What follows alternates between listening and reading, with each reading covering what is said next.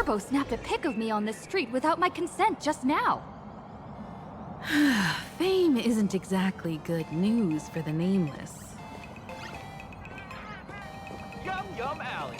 Serve every bite first. Looks good. Unlimited free drinks for 100 credits. Come Is in. this the store? No, store owners. Green with coffee, maybe a change. We're almost at Delbrook District. Welcome. Welcome. Wherever you are. Is that all?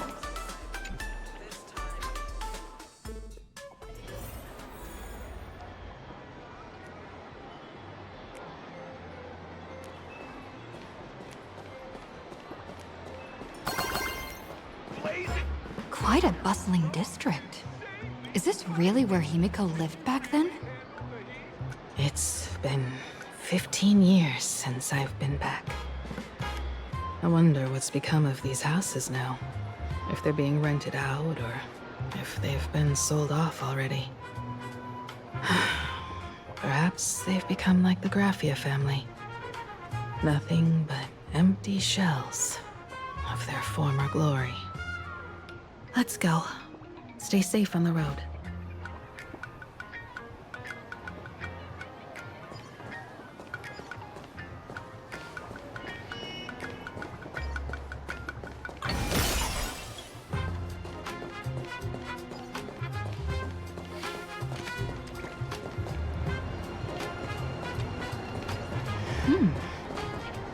This place seems to have changed a lot.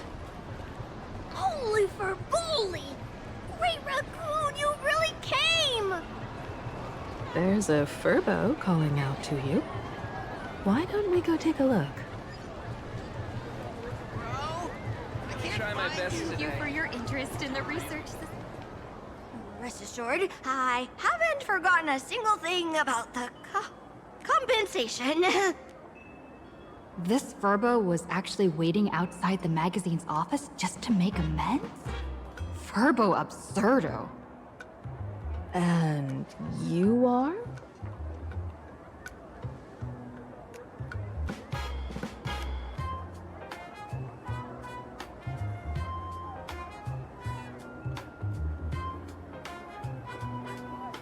Would you mind coming into our magazine office to talk?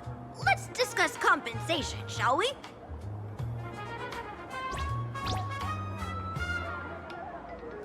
It looks like the magazine publisher has taken over this entire building.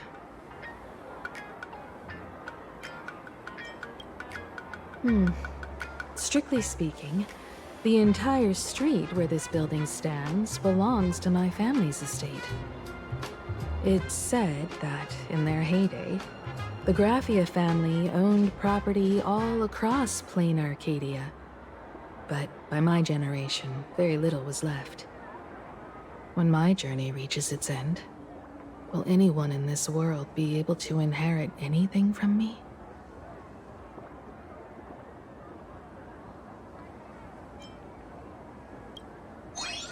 Silly child. What nonsense are you talking about? Come, let's go inside the magazine office and see what this little Furbo is up to.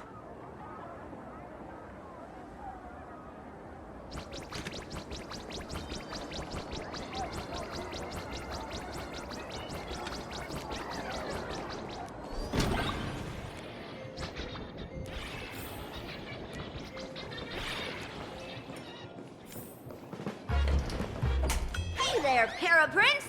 I brought quite an impressive creditor to visit you. Beep beep. Debt collector signal detected. I'm out of here. Don't run! It's the Great Raccoon from the Astral Express! Furbos and raccoons. We're all one big family. Beep boop. Family or not, you're all just here to collect debts, aren't you?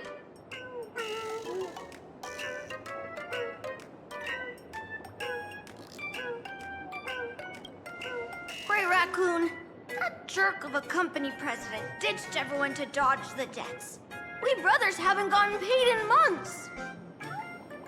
As you can see from our sorry state, Even if you sold us all for Furbo Hot Pot, you wouldn't get much money back. But I've got a plan. We can work together for some mutual Raccoon Furbo benefits. After all, Furbobo Weekly does have quite a readership. Right now, the hottest news in all of Plain Arcadia is the arrival of the Astral Express. Once you become the company president, Great Raccoon, Furbobo Weekly can go full throttle for you, becoming the Express's exclusive media outlet, churning out a string of hot scoops. In no time, Furbobo Weekly will be the #1 gossip magazine. We won't have to worry about our salaries, and Great Raccoon won't have to worry about compensation.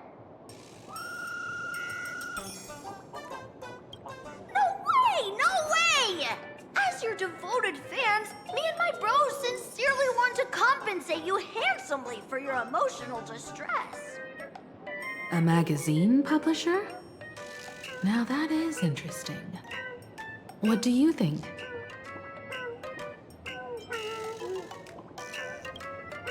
These Furbos may be crafty and full of tricks, but they can definitely help us out.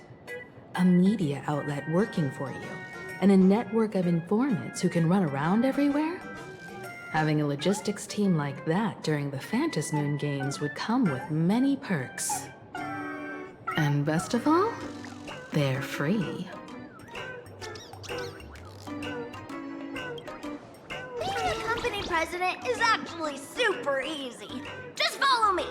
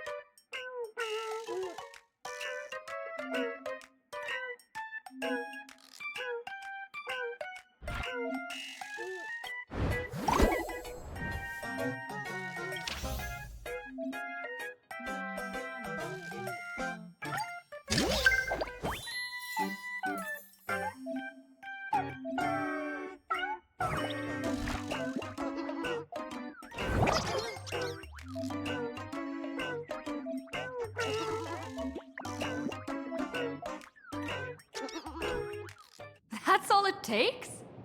Okay, from now on, I'm your new company president. Woohoo! Great Raccoon is our new company president! Ha! Whatever mission you assign, we brothers will get it done for you. Anything else you'd like us to do?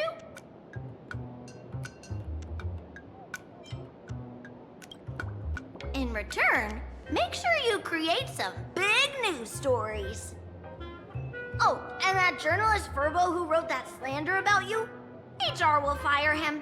We don't need an employee around here who's got beef with the company president. I heard a supplicant has appeared at Graphia Academy. Should we have him take some pictures there for you? No problem. I'll arrange it right away. This Furbo will issue the order. Stay tuned for his first-hand report. Looks like you're already getting into the groove of being a company president. We're pretty much done here, and Dan Heng and Sunday should be arriving soon as well. I'll just have them meet us here at the publishing house.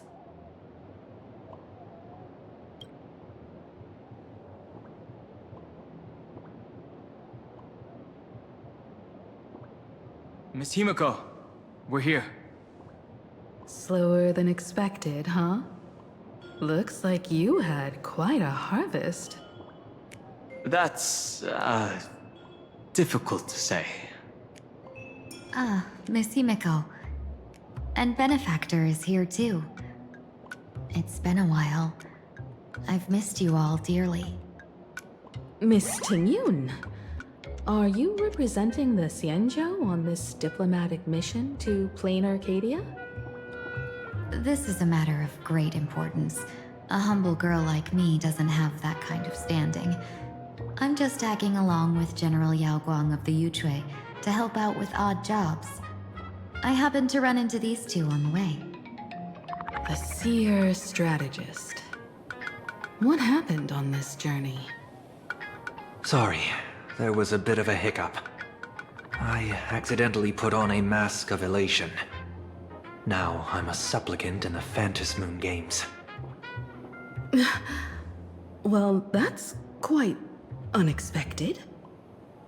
I know the Express has been seeking to join the Phantom Moon Games, and I've been quite curious about that.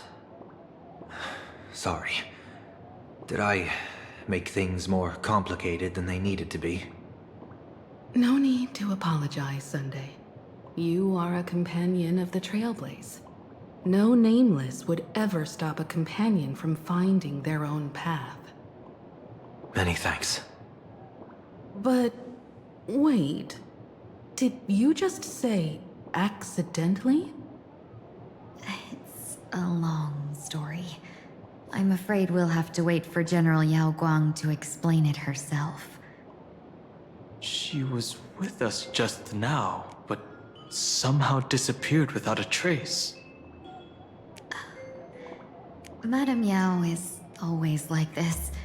She probably disappeared suddenly to deal with something urgent.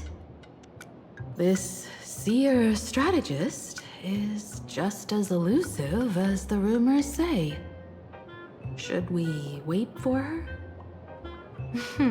No need. I wouldn't dare impose. The tides of fate shifted.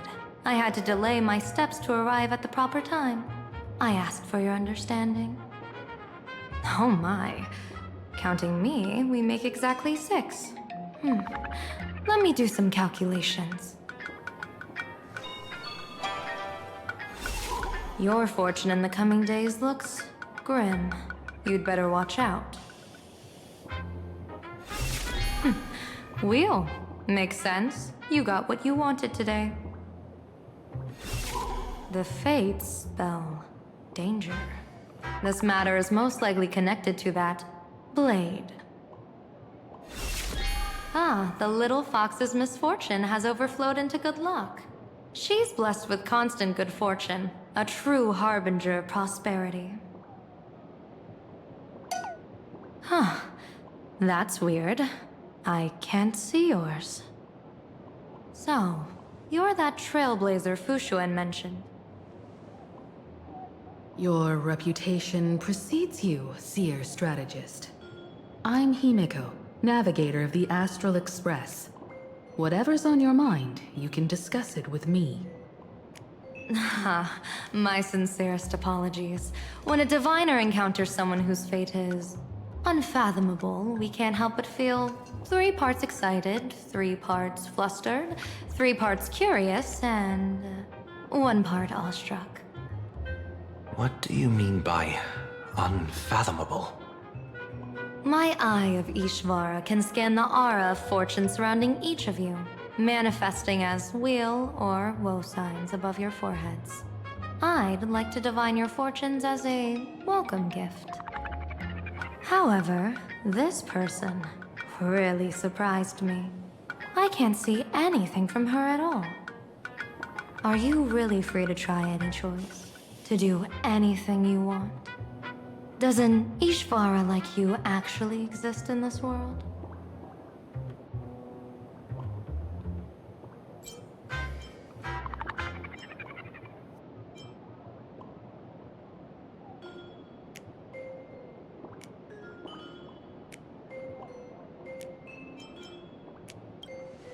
Everyone has options in life. But some options, they can't help you escape your fate. What do you think this means, General?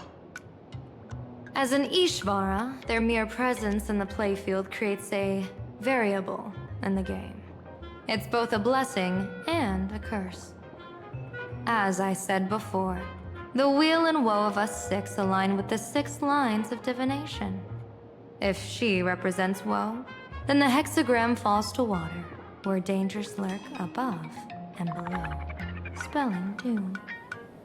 If she brings wheel, then the hexagram shifts between wind and water, presenting a great opportunity to strike. Auspicious. So, the fate of our journey in plain Arcadia rests on her decision.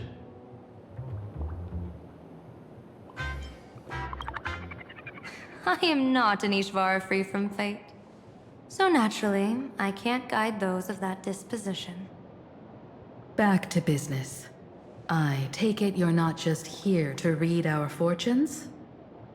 I am here to greet everyone, to apologize to the Express Navigator for my previous indiscretions, and to borrow someone from you. Miss Himeko, now you understand how I ended up wearing this mask.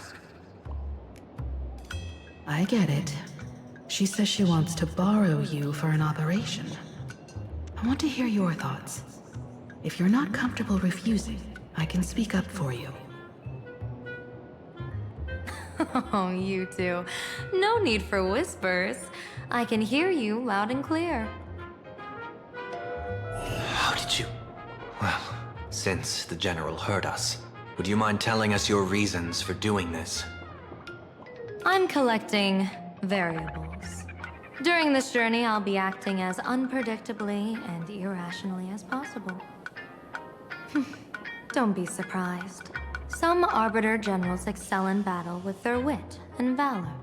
Others master the art of forging weapons, and some guard the netherworld with their lives. I, however, fight for the Alliance by calculating and manipulating fate itself, peeking into the future. I'm here to discuss matters regarding the Anti-Destruction Alliance, and then I'll head to Astropolis for the vote. That's the real business. But according to the divination, this Arcadian world faces an extraordinary danger. When a bird's nest falls, no egg will remain unbroken. Are you saying we'll all perish along with plain Arcadia? What's going on here? Intel indicates that a serious Xianzhou criminal is attempting to join the Phantom Moon Games. This individual has been infected by the flesh of Shuhu, the emanator of the abundance, and is extremely dangerous. According to my interpretation, his long-suppressed violent nature will eventually become uncontrollable, bringing catastrophic disaster to everyone. There's no way he could do that. That's the divination's answer. Rather than asking whether he could, we should ask, how would he do it? My divination shows dragons clash in the wilderness. Their ichor dark and yellow. While the term dragon clash could simply mean fierce battle, could it be foreshadowing a great calamity from your conflict with Blade? Perhaps this prophecy has other interpretations. But with my limited intel right now, I have to prioritize Blade, this most volatile and dangerous factor. I've heard that different interpretations of prophecies can lead to completely opposite outcomes. Until things become clearer, it's better to reserve judgment. Let's put that aside for now. In any case, I've brought along a creation forged by Blade himself. If things get out of hand, it might temporarily restore his sanity, giving us a brief chance at victory. What is it? I'm sorry, but fate has shifted once again. I must take my leave. To put everyone on the Express at ease, I solemnly swear that Mr. Sunday won't be obligated to do anything for the Xianzhou. On the contrary, our delegation will give him every ounce of aid within our power. What did you say, General? Aid within our power? She's gone. Whoa, that was quick. Madame Yao must be really busy. Has she vanished into thin air like this before? Yes. I don't know the details myself. With Madame Yao, it often happens, and no one knows when she'll return. She doesn't do it on purpose. Allow me to apologize on her behalf. No worries. At least we know what the Xianzhou is up to. Right now, 2 companions from the Express are still trapped somewhere. She and I must head to the tavern to uncover some clues. If Miss Himeko needs my help, please don't hesitate to ask. Are March and Mr. Yang in trouble? I'll go with you. No, you and Sunday will act together with the Seer strategist. We're not at the point where we need to call in reinforcements yet. The situation with Blade is unusual. That Seer strategist's concerns aren't just baseless worries. I don't want to see the Phantom Moon games bring catastrophe to my homeland. So this is also my request. To put it in the General's words, please do your best to introduce new variables.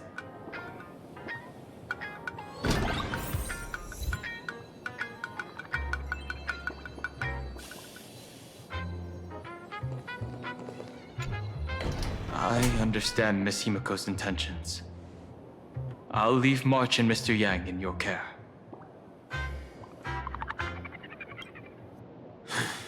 Blade's appearance means the Stellaron hunters are also on the move in this world. From everything we've seen, this mission to play in Arcadia is of the utmost importance. I will accompany General Yao Guang to uncover the Stellaron hunters' schemes. Whatever happens this time, I hope it won't put any of you in danger. I'll do my best to make sure of that.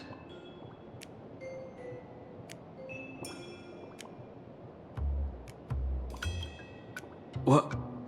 Those 2 are trapped in the school, forced to become a student and teacher? And the security officers are turning a blind eye to all this? Though March and Mr. Yang don't seem in mortal danger for now, who knows what Sparksea is plotting. The longer we delay, the worse it could get. Better to rescue them as soon as possible. The Phantom Moon Games. What a bizarre ceremony. What does this type of elation really mean for the people of this place? Why would AHA promote such a game?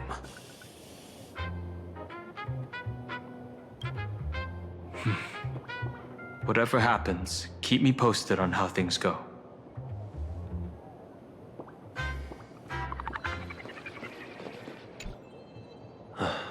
Mask of elation can reflect the shape of one's soul.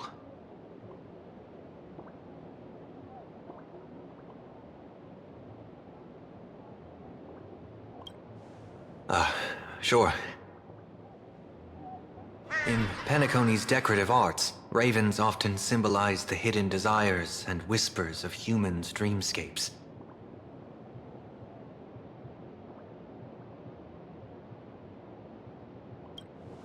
Don't worry, I once tried to ascend to godhood myself. I won't be dazzled by the honor of an audience with a deity. Taking part in this grand event is also about gaining a deeper understanding of this Arcadia. Just as one cannot miss the Charmony Festival when visiting Penacony.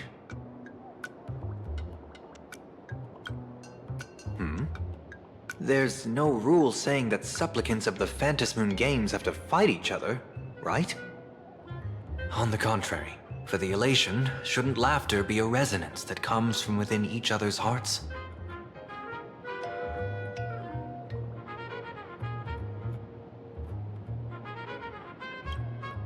After putting it on, I seem to hear curious voices. The mask whispers to me, urging me to show my elation to the god, to create miracles that will make the people of the Arcadia laugh with joy.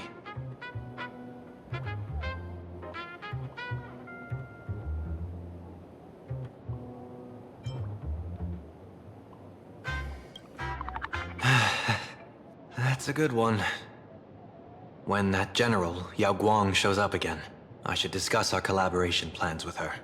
Good luck.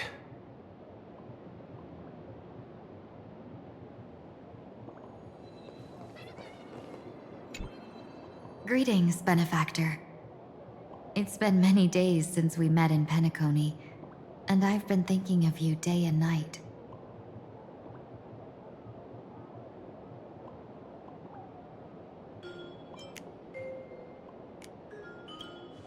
Thank you for your concern.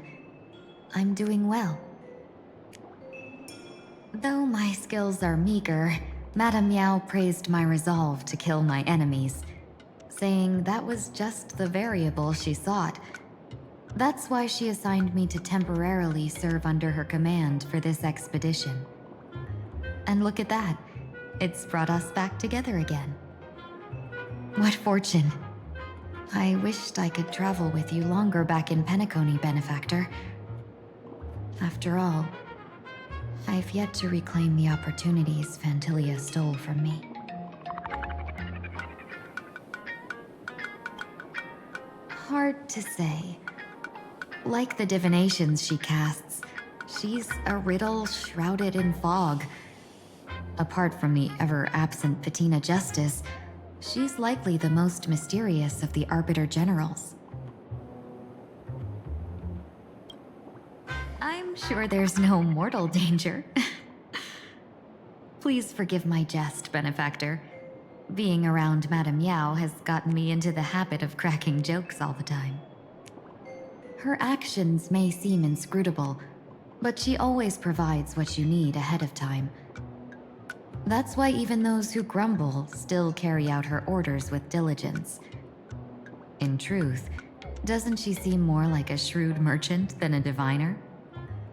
But then, when have any Arbiter Generals ever been ordinary? Don't go back on your word, benefactor. We can find a local bar and share a drink while we chat. Madame Yao instructed me to meet her at our agreed spot if she disappears. It's growing late, so I'll take my leave now.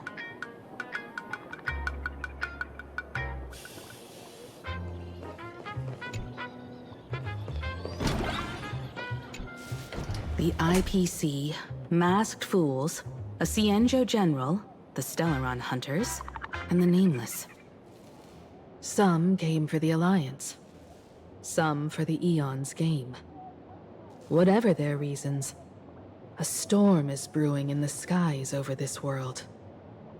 But at least we got some good news. Sunday has joined the Phantom Moon Games. He can help us in our showdown against Sparksy. Let's rendezvous with Sparkle at the tavern. We must uncover why Sparksy entered the Phantom Moon Games, and what sort of Sparksicon she's got planned for Graphia Academy.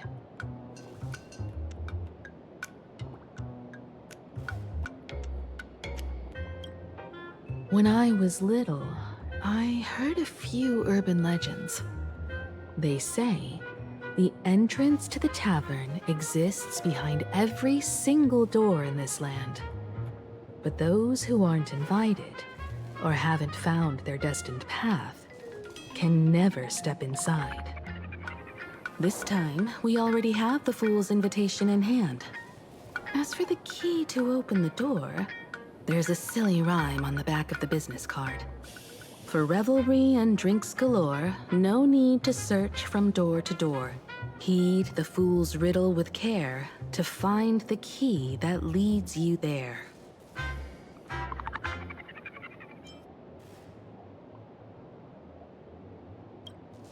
So, about the fool's riddle, got any leads?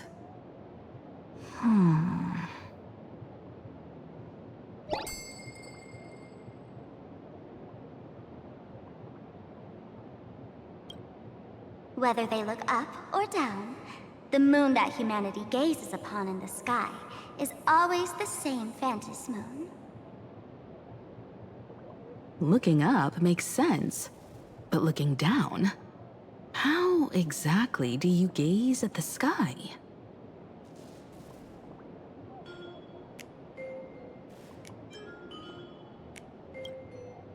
Oh, it seems fate ties you to the tavern.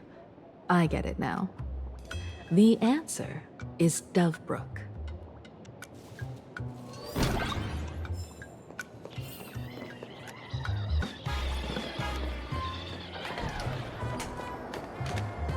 Many generations ago, the Dovebrook was already a river flowing with countless legends.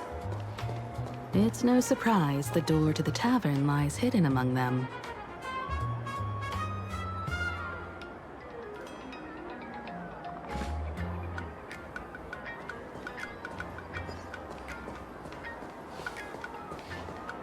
Legend has it that the master painter Graphia once drew water from the Dovebrook to wash her paintbrushes.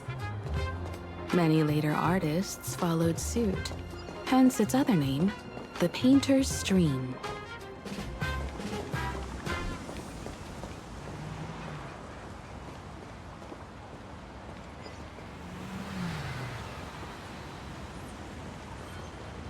Looking at Dovebrook's scenery, memories from my student days just come flooding back.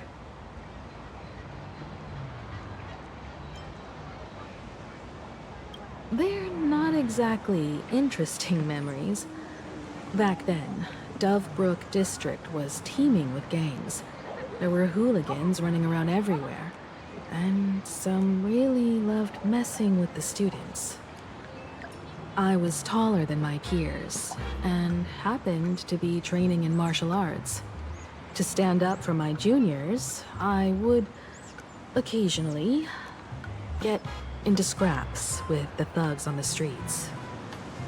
The people who fell into the Dovebrook River would cover the surface like bean sprouts in noodle soup. It all feels like it was just yesterday.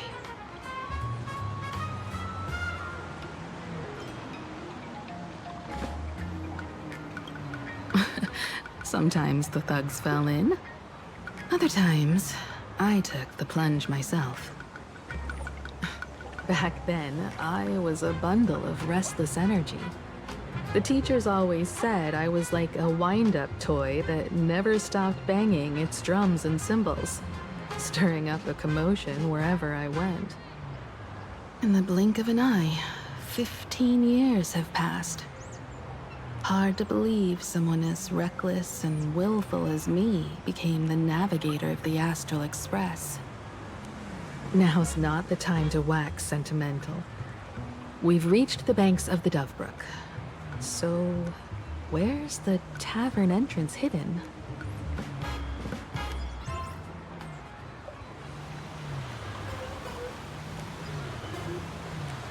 Lots of eyes on the street. Watch yourself.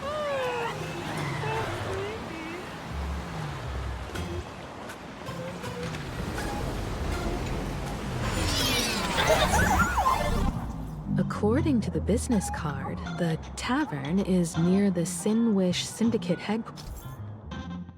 headquarters. Let's check the other side of the river.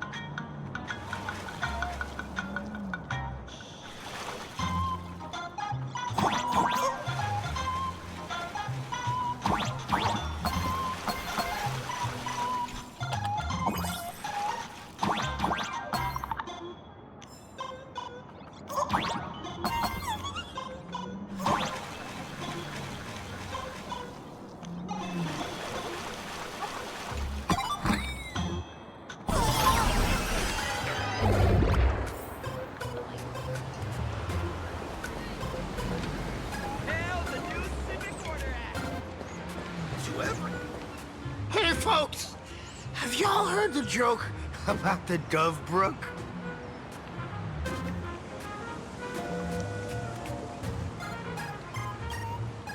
Yeah, one day, a criminal escaped from prison. He ran for his life, but just when freedom seemed within reach, the Dove Brook blocked his path. With his pursuers closing in, the man prayed to the river. I am hammered by the law, stained with filth. Oh, pure flowing waters, please do not swallow me. A voice from the Dove Brook replied, "There's a pedestal of light upon the water. Step on it and you can cross." The criminal wept. What pedestal of light? It's only the moon mirrored on the water, an image that shatters at a touch. If I step on it, I'll fall in and drown. Guess how the Dove Brook answered him. The Dove Brook said, "You're not hammered at all. Otherwise, how could you still tell the moon from a pedestal?"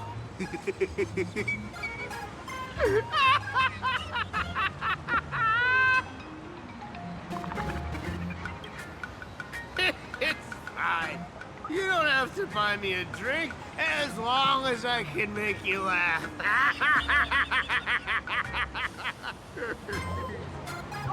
That joke sounds like a hint. Could he be a fool from the tavern? Maybe if we find the fragile moon he mentioned, we'll find the way into the tavern.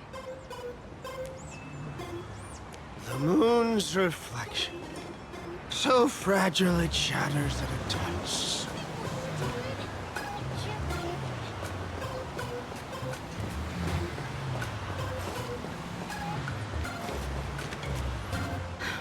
Sparkle's riddle says this. Whether looking up or down, they all see the same phantom moon when gazing at the sky. We've gazed at the sky already, so next... From this angle, the moon's reflection is right here. It does look strange in the water. If what the card says is true, and the fool's riddle is the key to entering the tavern, then this moon must be the door lock. Come on, let's take a closer look at this strange moon.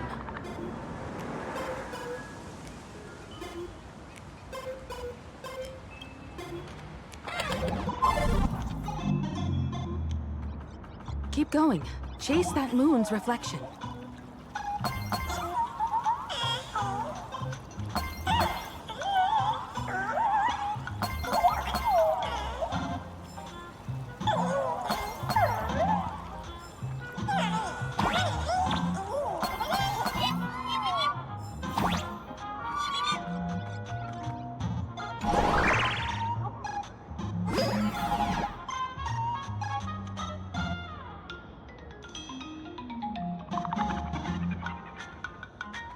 Looks like the fools are guarding the moon's shadow tight. Find the switch and blast through the obstruction.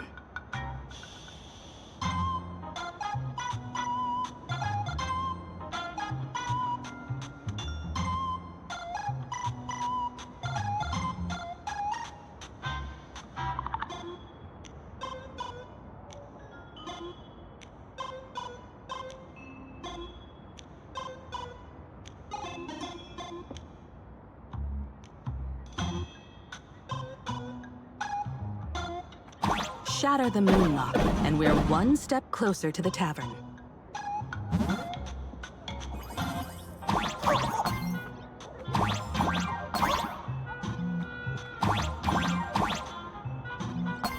Let's try again.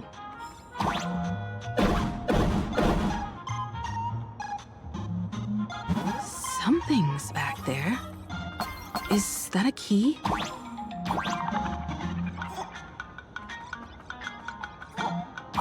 The moon is about to break. Let's try again. The key has dissolved into the water. The water's surface is about to change. Look, the tavern's shadow has appeared.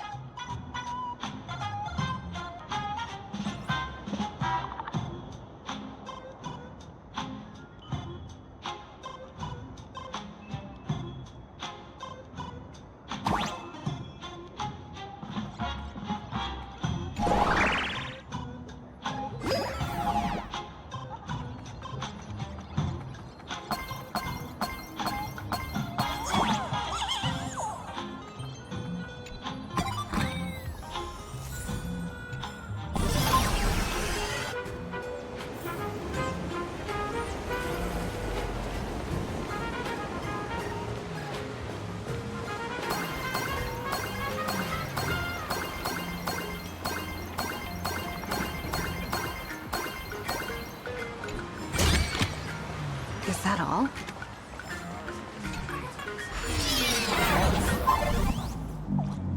If we follow this path ahead, we should reach the tavern.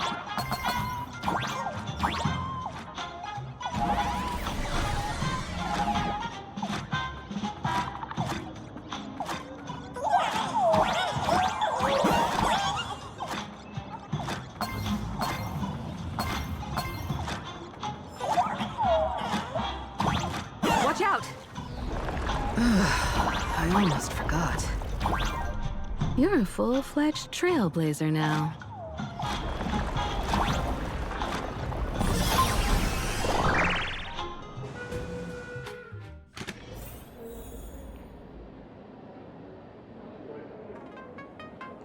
Welcome. Please laugh to your heart's content.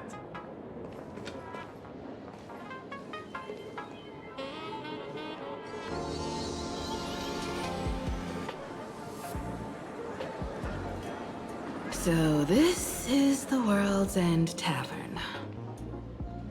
No. Allow me to correct you. If you think this is all there is to the tavern, you're sorely mistaken. Like a single grape on a great bunch, this is just the part where the tavern connects to this world.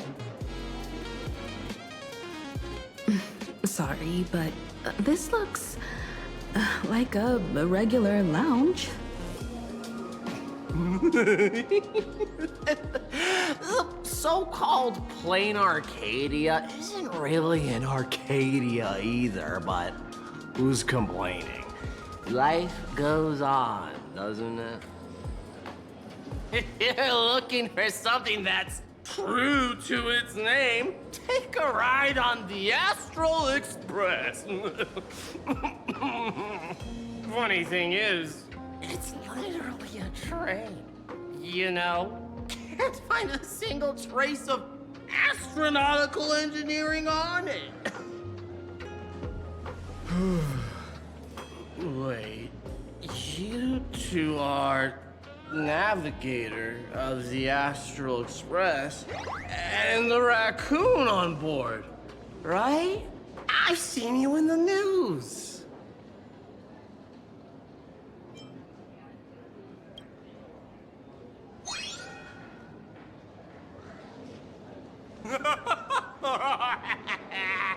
Friends, a big shot is here. A real knee slapper incoming. Really? From the Express? You're not so freaking way enthusiast, are you? Express folks come to the tavern too? Do they even have the sense of humor? Hey, can I get your autograph? Sorry to sole of my foot. I'll never wash it again. Everyone, curb your curiosity. These two are my guests. Even the most mischievous among you should know when to stop and mind your manners. Well, if it isn't Little Sparkle. We've all heard your joke. Take the mask from a masked fool, and what's left but a fool?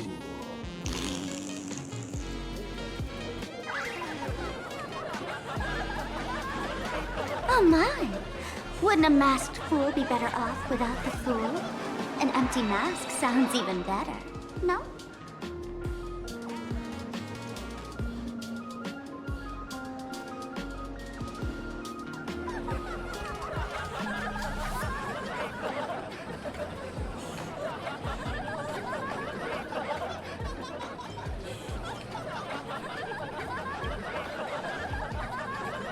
Don't take an idiot's words too seriously. Unless you want to join them.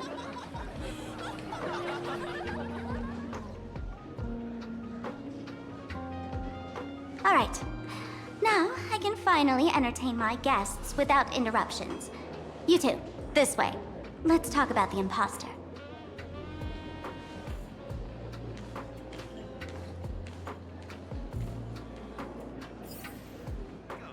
Please laugh to your heart's content. content.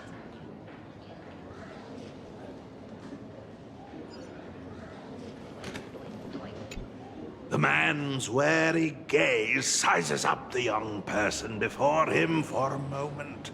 He offers a slight nod in greeting. Your curious gaze circles him. Is that thing by his side a talking monkey?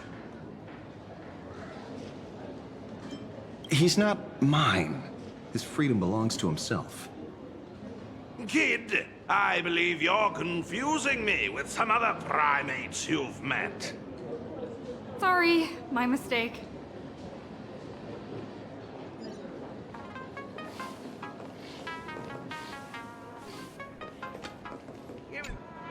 All right, you two. First round's on me. What'll it be?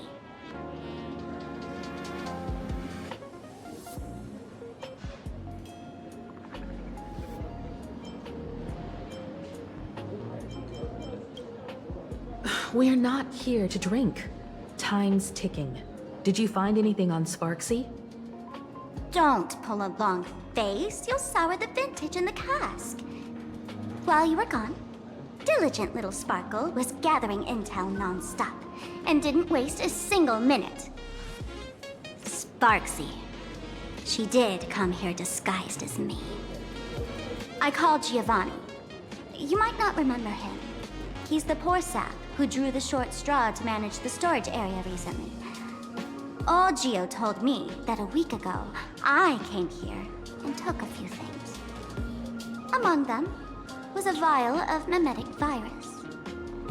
A mimetic virus.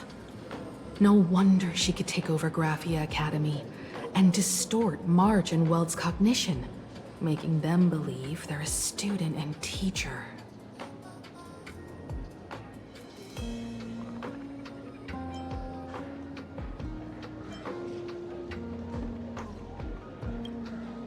Close enough.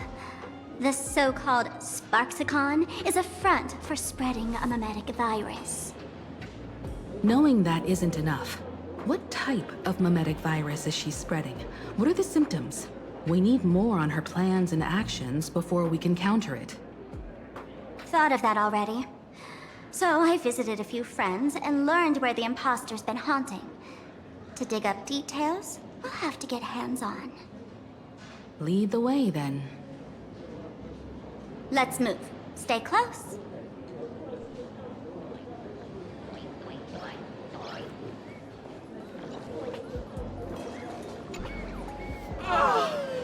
Abandon all despair, ye who enter. If you want to pass, then amuse me. By the way, hate to ask, you're not Aha themselves, are you?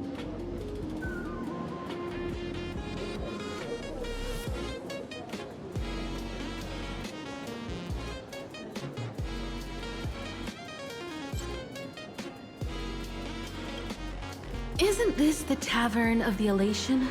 Don't you welcome the laughter, gracing you with their presence? You're wrong. It's not that they are unwelcome. See that? The fools put up a sign over there. Aha and morning actors stay clear from the door. Stay clear! Ridiculous as it sounds, it's true. After 666 invitations to Aha went unanswered, the younger fools voted to expel the laughter from the path of elation. Oh, I get it. It's like students expelling a teacher from a classroom. The action is meaningless. The message is loud and clear, though. All right, Mr. Doorway. I assure you that none of us three is Aha, and none is a morning actor. Oh, it's Sparkle. Is it really Sparkle? It's not someone else pretending to be Sparkle? I can't tell, and I don't care. Listen up, gray-haired lass. If you want me to open, pay the toll with saying a joke.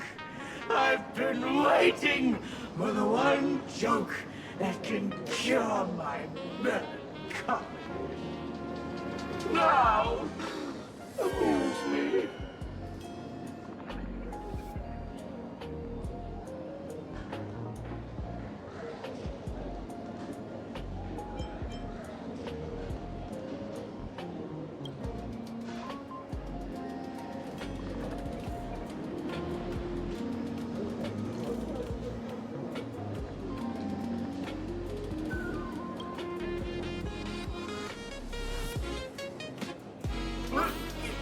What are you going to do? I'm gonna break you open.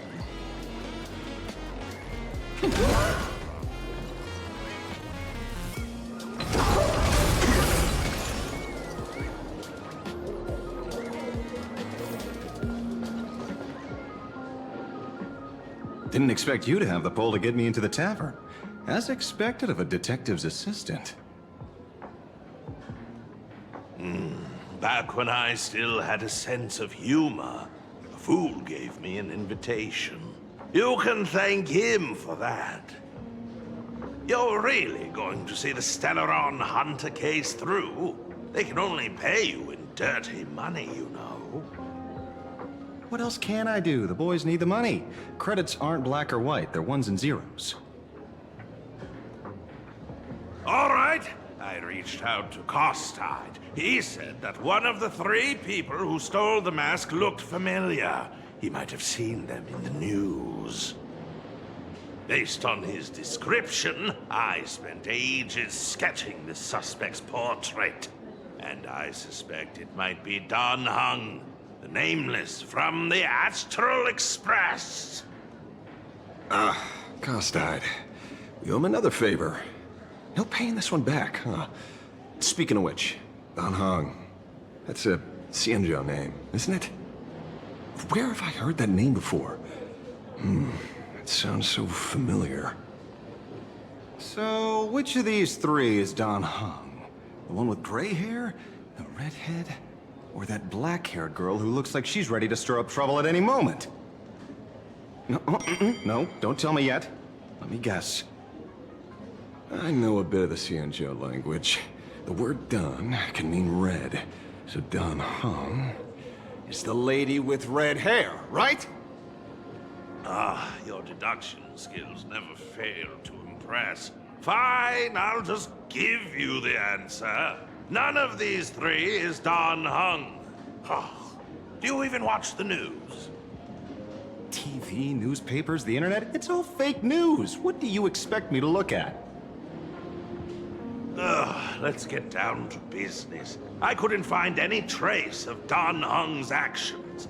It's like someone wiped them clean. So I decided to try a different approach.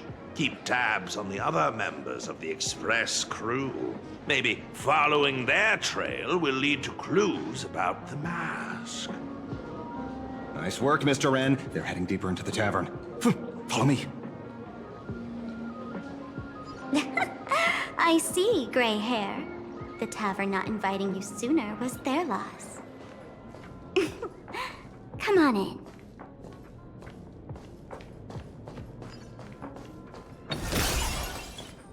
Is the drink in these barrels really brewed from jokes? Yep, you know your stuff, man. Just heard some rumors, that's all.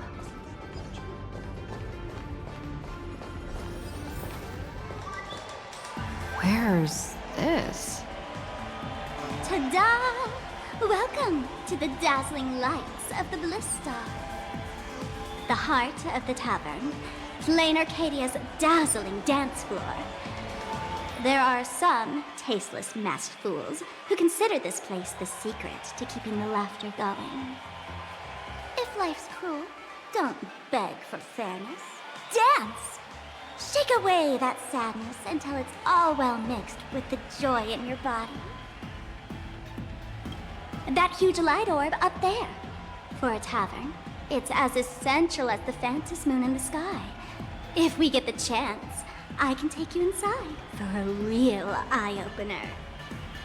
Speaking of which, 2 months ago, some idiot, after downing hundreds of drinks, had the bright idea to knock it down with a super overlord spinning top.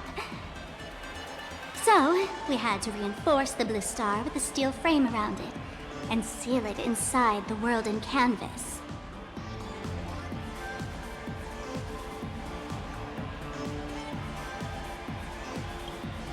Aha! Take care! Weren't they banned from the tavern? And given the Laughter's personality, if they took care of it, they'd just egg someone on to blow the place sky high. This fool you're talking about. It wouldn't happen to be Sparksy, would it? If it were, I'd already be tied to that light orb as the scapegoat. Anyway, the next stop is the Golden Confessional. The eyewitness says Sparksy was there. The Golden Confessional? What kind of place is that? A place where you can let go of all your worries. Well, words won't do it justice. Let's go see it for yourself.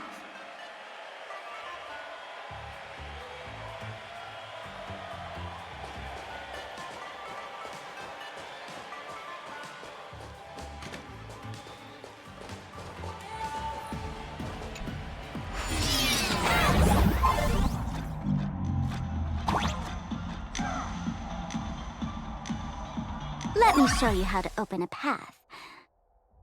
Play according to the sheet music, and the path will naturally open up.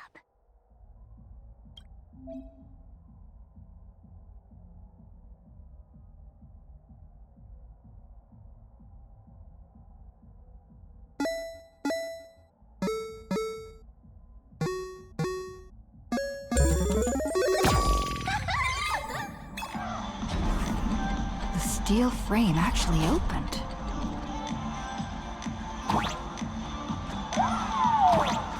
The Wispy here actually changed color with the lights. Just another night at the tavern. Fun, right?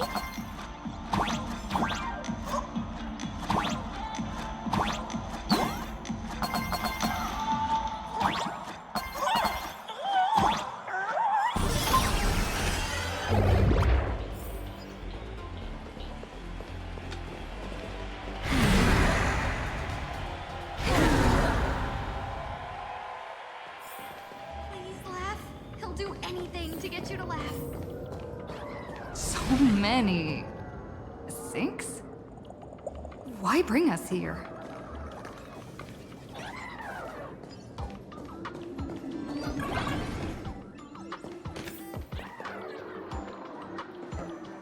Witnesses say a week ago, I came to the bar, knocked back a few shots of Bomb's first drop, then headed here.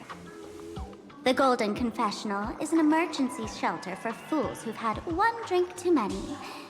Here, we shed our excess baggage before marching light-footed into the next second.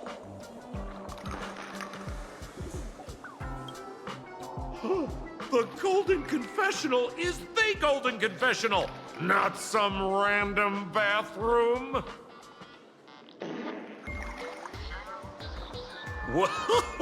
Well, if it isn't my old friend.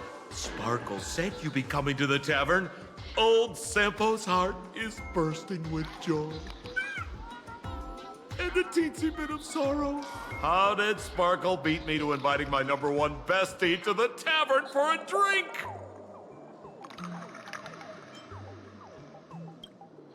You knew? And what made you link me to this place? Oh, that's kinda harsh, sis. Hello, Miss Himiko. Long time no see. Mr. Sampo, hello. What business brings you here this time? No business. Just here to repay an old favor. Ms. Fool here sent me a message asking for HELP. Someone's been parading around the tavern impersonating her. Well, now, this is some juicy news. Miss Sparkle's usually the one impersonating others, but look how the tables have turned. The trickster's getting a taste of her own medicine. Shush, Sampo. I brought you here to repay a favor, not to gossip about me. Oh, I've suffered the embarrassment of losing my mask myself. Thanks to Miss Sparkle's mercy, I didn't end up stranded, so here I am today, ready to help you out. No questions asked. All right then, let's get to work. Get to work? What are we doing? Naturally, we'll fish around in these thrones where humans dump their worries and find the worries that Miss Sparksy left behind. You want us to unclog your toilet?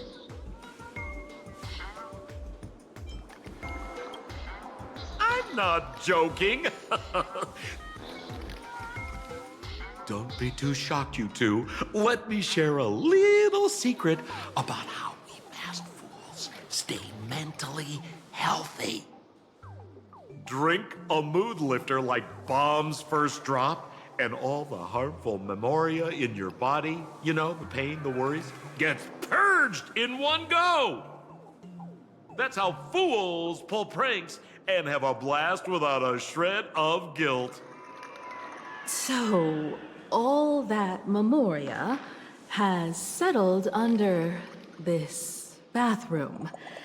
And you want to sift through it to find Sparksy's worries and catch her thoughts before she acts? If luck's on our side, maybe we'll even dig up the secret to beating her. Huh? What's wrong, ma'am? You don't look so hot. I've got no objection to the task, but doing this barehanded, I refuse.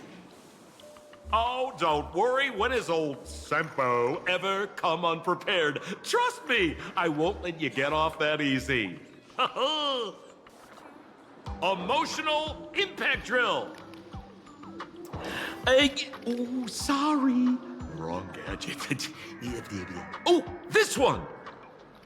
Hey, have you heard of a dowsing rod?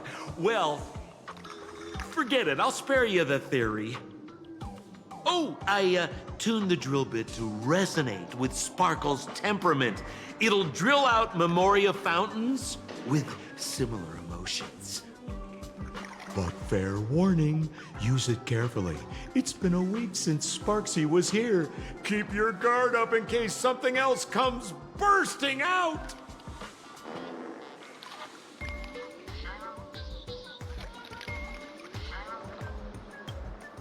Well, if you ask me, leave it to luck. We don't have time for luck. My radar says that Pompous Imposter would pick the highest spot to vent. Exactly. The Golden Throne. Give it a try. Girl, pick a spot to drill and start mining that gold.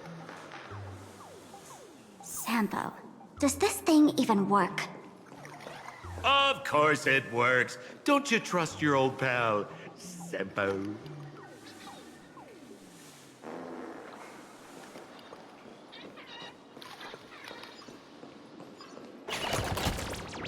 Give me a glass of today.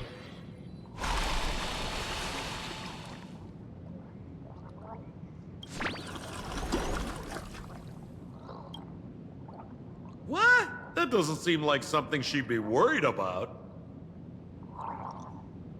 After going through all this trouble to sneak in, thought I'd go down in a blaze of glory if I got caught. What the heck is going on with this place? Have the masked fools really fallen this far? Me? I'm a morning actor. Isn't it obvious?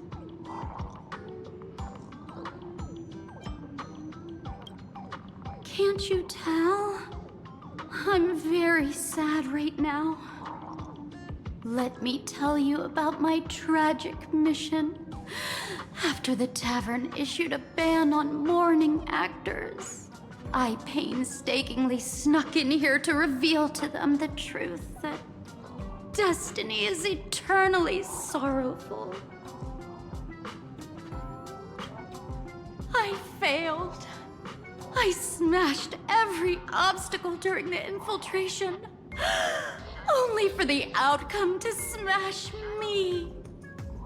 Yesterday, I went on stage at the bar and revealed my true identity to everyone and told them a tragic tale, bracing myself for their harshest punishment and farthest exile. But these fools kept whistling from below, and some bought me several rounds.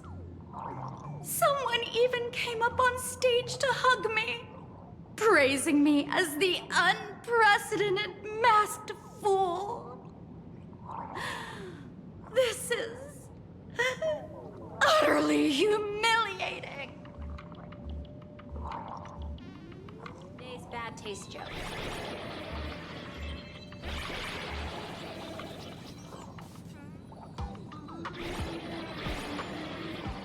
Cheers to your tragedy! Are we gonna have a bladder competition today?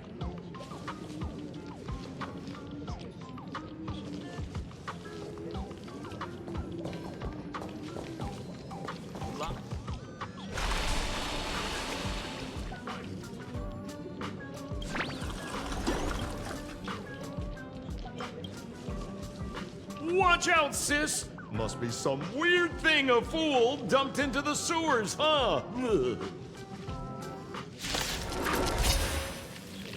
Which irresponsible exorcist did this? The tavern sewer system is not a dump. Earth shatters, heaven trembles! I'm on it. We can do it! Look, with this divine power, I reforge all things. To the soul. Never seen perfection before? Trust me.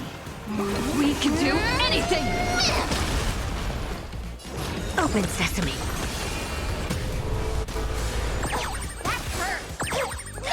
Good job. As we've written, Dragons soaring above the lands. This is permanence! Reach the end of the story in your own way.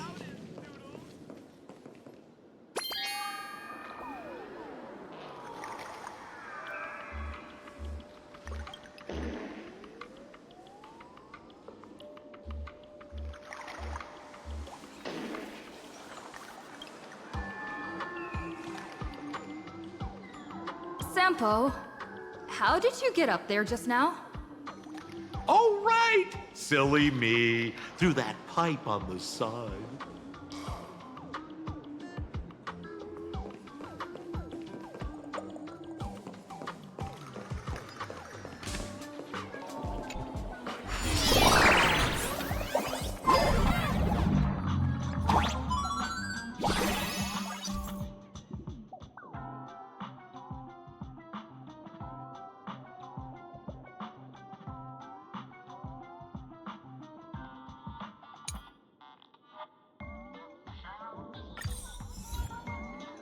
What's this? A plunger?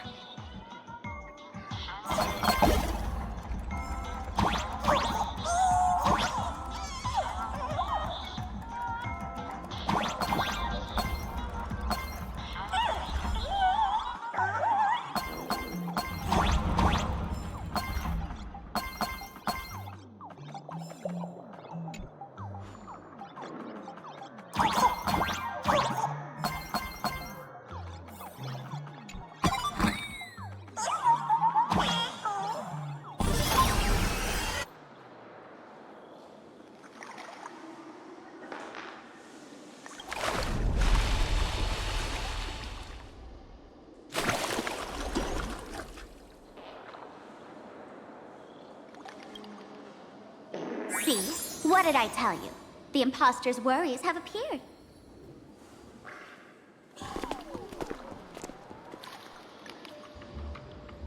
What a rare sight. Sparksicle used to always connect with everyone online. But now, for the first time, she's meeting her fans through the sewer network. Sorry, but we're your haters. Come clean now. What are you planning to do with that mimetic virus you stole? Use Sparksicon as a front to turn everyone into mindless zombies or dancing monkeys? How could I ever harm my dearest, most beloved fans? You took an entire school of teachers and students hostage and turned them into your puppets to help you enter the Phantasmoon games. You're going to argue that you did it all for them? Of course I did. From the very first day I was created, I've been doing exactly what my creator asked of me. Listening to every fan's questions, empathizing with their pain and troubles. They feel insecure about being ordinary, cry when ignored by those they like, and strive to stand out because they desperately want others' approval. Sparksy hears every wish, and she answers. During these Phantasmoon games, I'll grant their wishes through the ceremony of the Master of Elation.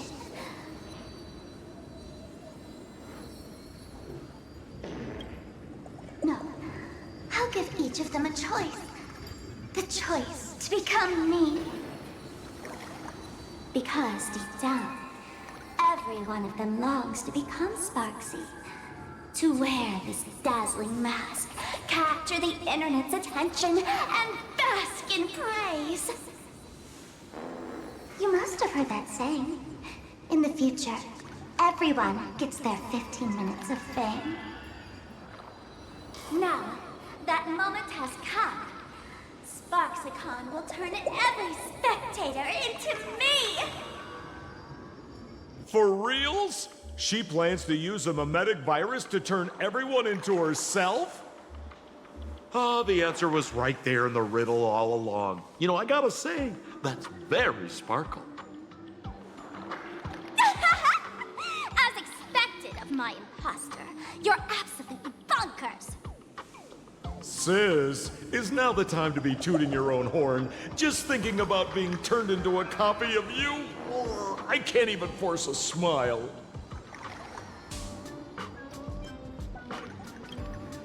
Girl, what part of this is elating? Oh?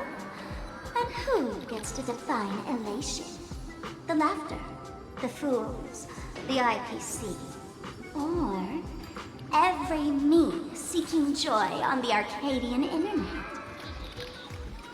Contrary to popular belief, the masters of the Phantasmoon games were never us, the supplicants, but the spectators watching us. Sadly, the Inner Astral Peace Network shows people other worlds in the cosmos.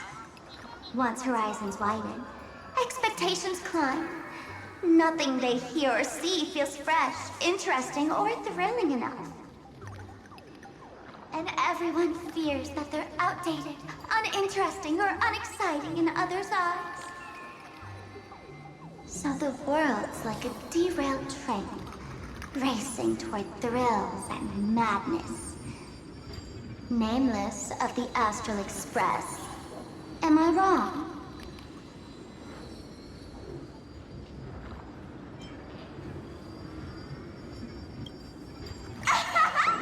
Bingo! You got it.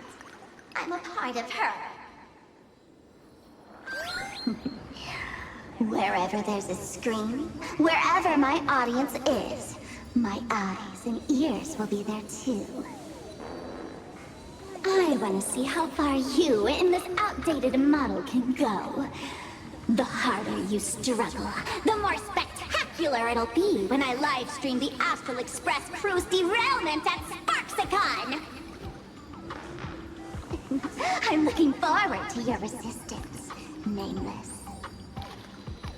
Oh, Heads up, everyone! She's getting serious.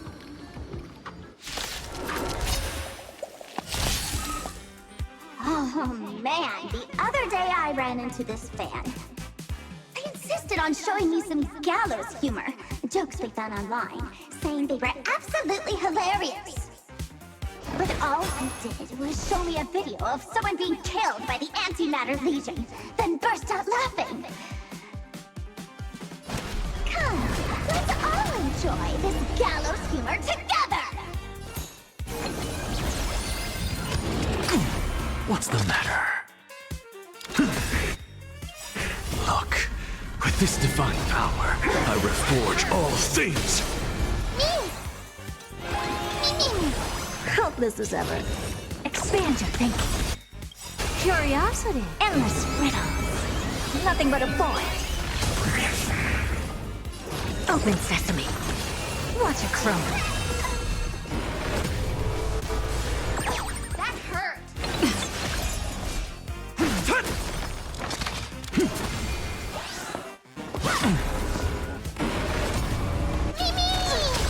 Hopeless as ever. Expand your thinking.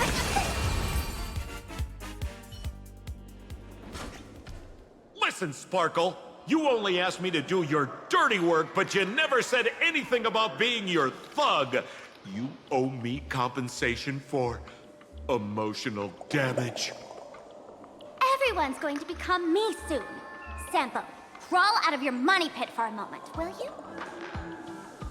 To think, plain Arcadia's elation would end up like this.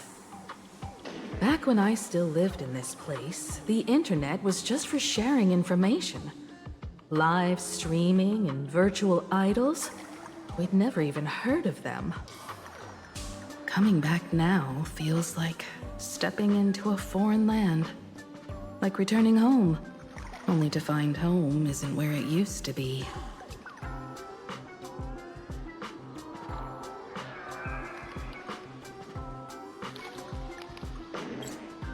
It's just madness wrapped in a cheerful shell.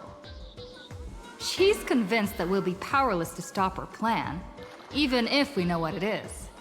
But I'm not ready to roll over just yet. I know. Even I don't want to turn into that phony's lookalike. Though, we're not that different. Since the fools stashed dangerous things like mimetic viruses in the tavern, I assume they must have also prepared some countermeasures? Ma'am, you give us fools too much credit. This is the tavern, not the well-ordered Herta space station. But I do know a place. With some luck, we might find a mimetic virus cleanup expert. All right.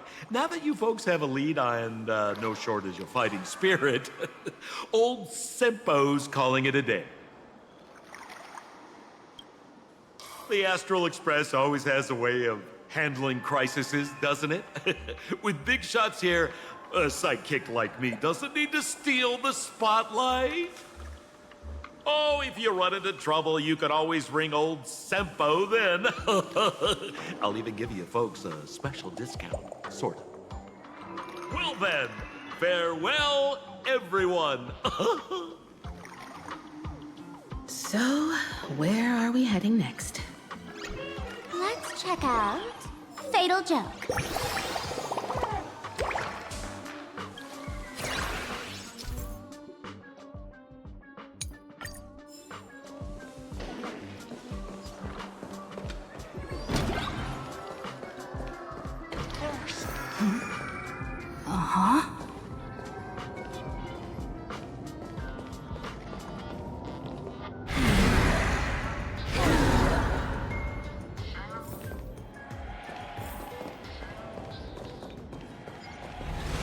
This place feels more like a maze than a tavern. Well, it is a space-time maze, after all.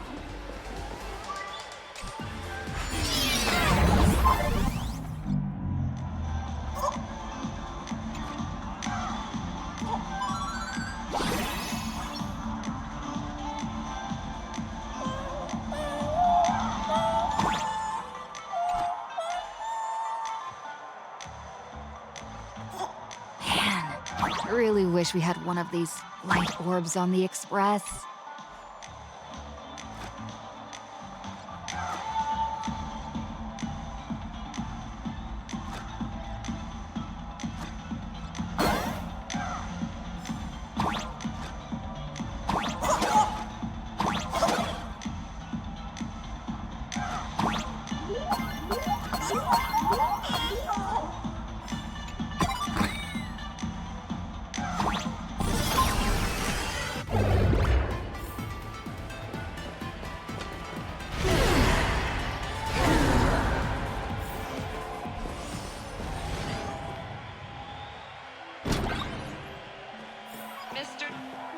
Why is there a hospital hidden inside the tavern? Well, because those who can become fools are all a bit sick in the head. Not your regular headaches and fevers, but matters of the heart. Every time someone goes bonkers and stirs up trouble in the tavern, like scattering nosewalker parasite ticks in every corner, or spiking the beer barrels with truth serum that makes people spew insults. For each time the whole place goes topsy-turvy, there's always some fool who, in the spirit of elation, volunteers to treat them.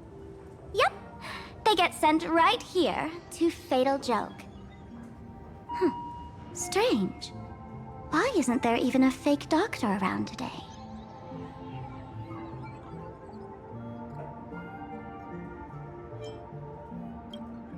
Even if some fool claims to have a legit medical license, you wouldn't dare trust them, would you? Attention patients. Please refrain from eating beef hot pot in the hallway. If you wish to dine, please invite the hospital director to join you. Thank you. Would Dr. Hartman from Plastic Surgery please report to the director's office immediately? This hospital doesn't even have a plastic surgery department. Who on earth are you? Dr. Zhongshan from Mental Health Care, please report to Exam Room 1. We're one player short for cards. Thank you. Is this a theater or a hospital? Alert. Patient detected ahead. Patient detected ahead. Please line up in an orderly fashion for registration and wait for the doctor to begin consultations. Patient number 01, Akavilli. Is there a Miss Akavilli? Miss Akavilli, diagnosed with Stellaron symptoms per the records. Are you present? Please proceed to exam room 1. They called you by name, Miss Akavilli. You might as well go take a look.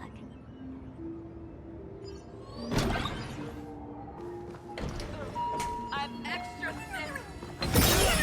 Everyone, It'd be so funny if you were not funny. Attention patients. Please refrain from eating beef hot pot in the hall. You're finally back, Akivilli. I've reviewed your clinical records. Your Stellaron symptoms are stable. Continued observation will suffice. I'm your presiding physician. Good news for you. You don't need to rush into treatment just yet. Though, I can't say the same for Miss Sparkle over there. Patient number 02, Miss Sparkle, please come in.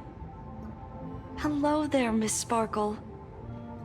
You're one of the few who didn't mistake me for that imposter, Doctor. But, just a reminder, yours truly isn't sick. I'm perfectly healthy.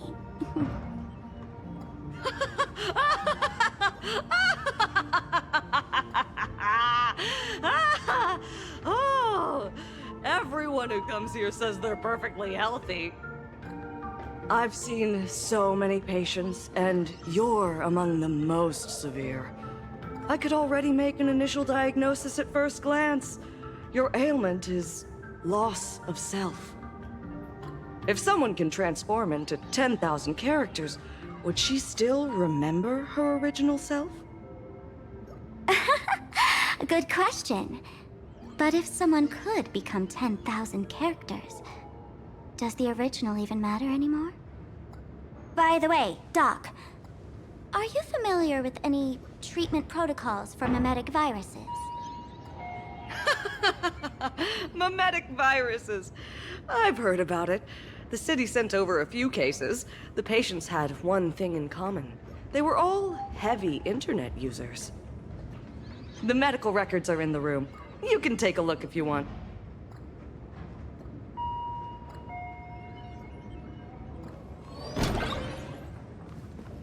Would Dr. Hartman from plastic surgery please report to the director's office? Is this Duo Mention City? How is that possible? The tavern's spatial structure is bizarre to begin with. It's not that strange to see Duo-Mention City here. Mr. David Day in Ward 4, please complete your discharge procedures as soon as possible. Your appetite has exceeded hospital capacity. We're begging you.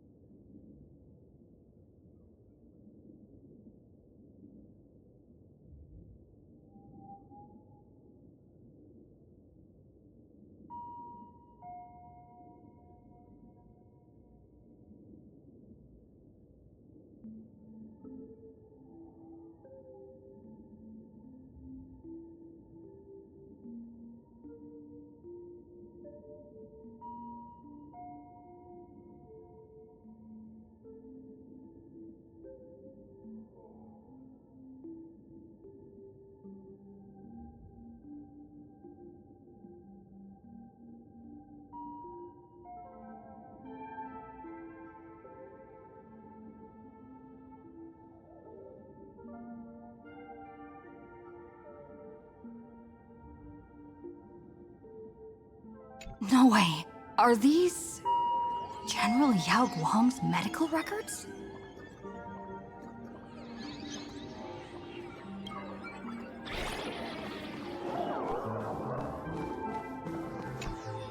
The medical records are on the bookshelf.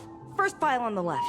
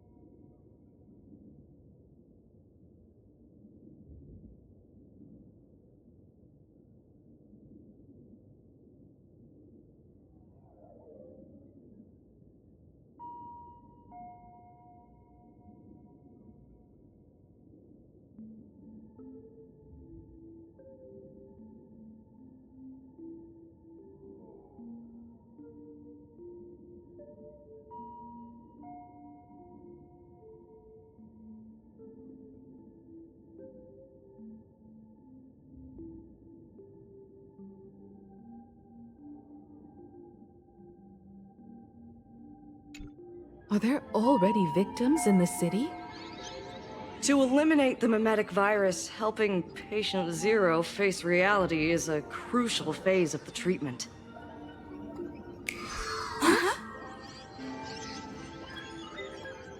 What's happening? You've never been to Fatal Joke before? That's not surprising. I don't spend much time at the tavern. And to reiterate, I'm perfectly healthy. I love patients who deny their illness. I'll personally shatter their self-confidence. Miss Sparkle, I'm going to write up a detailed diagnosis report for you. In the meantime, why don't you chat with your fellow patients who share your affliction? Gray hair, let's go. I don't want to waste any more time with this quack. Miss Sparkle, please wait in this room until the consultation is complete. Miss Sparkle, please wait in this room until the consultation...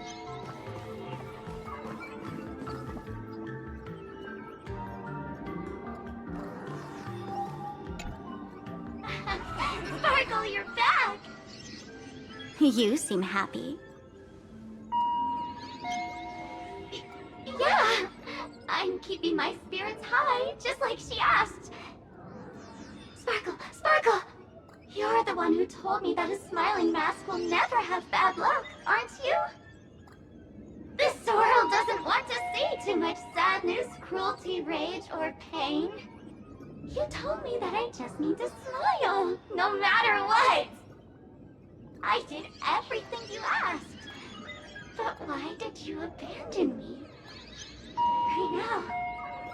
Right now, I just want to scream, to cry, to shout. I just want to devour you all. Just how many masks have you thrown away? Don't worry about it. Everyone sheds just as many versions of themselves in a lifetime.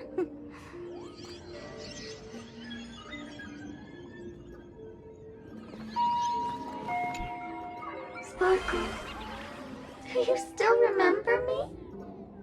More people got my name right today than in the past week. I'm so touched. I am your original mask. The Sparkle Roll Mask.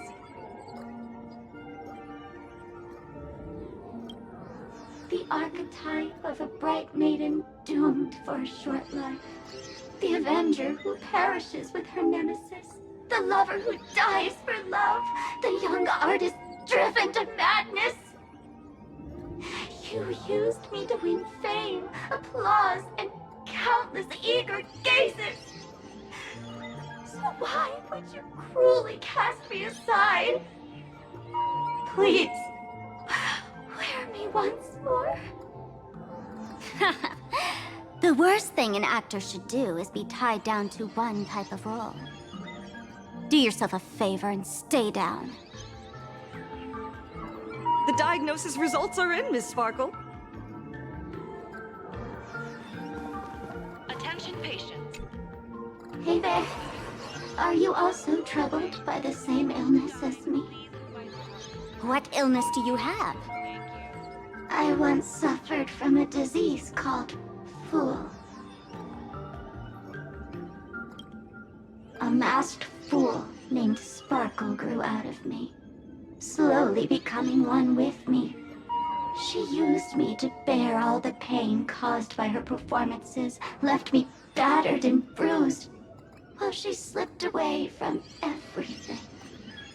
But I was lucky enough to find this tumor called Sparkle. And I expelled this malignant growth from my body. You're just a tool I discarded.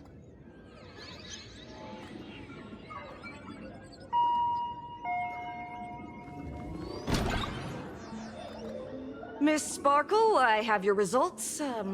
Your main components are madness, humor, and a theatrical personality. Unfortunately, the proportions are badly imbalanced. You're beyond saving. But the silver lining is your mask has fallen off. She's free at last. And that's where everyone's misfortune began. None of the masks I've cast off ever had such strong opinions or such a temper.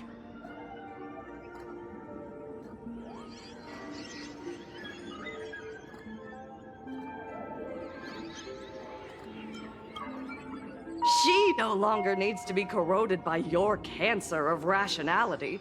Now she can do anything that you wanted to do but didn't dare to do. Ha! As if there's anything Miss Sparkle wouldn't dare to do. For example, you don't dare wear any one mask for too long.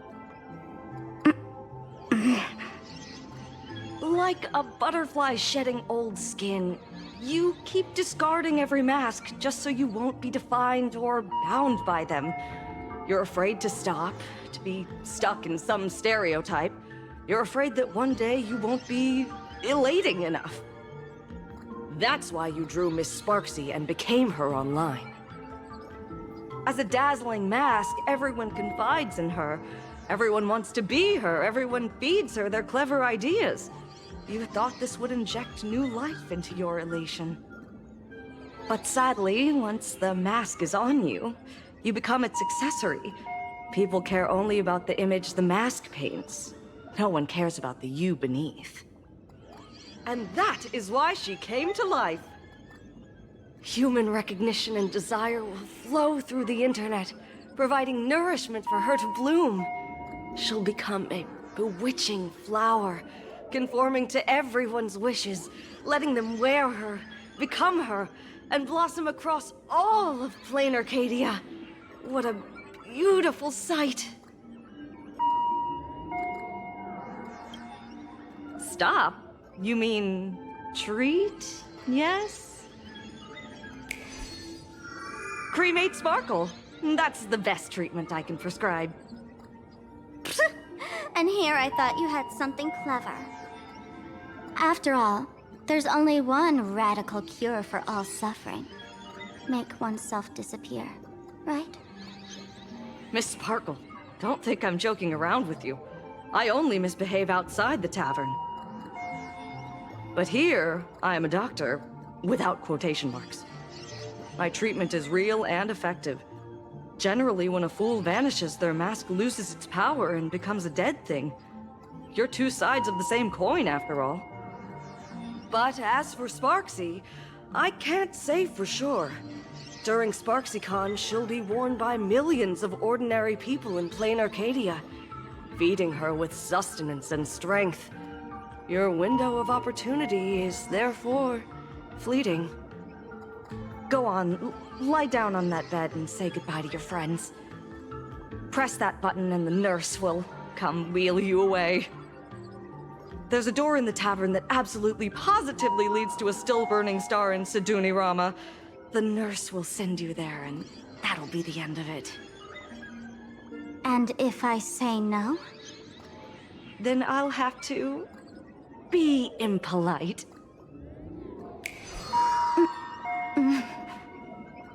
Miss Sparkle, nameless, the choice is yours.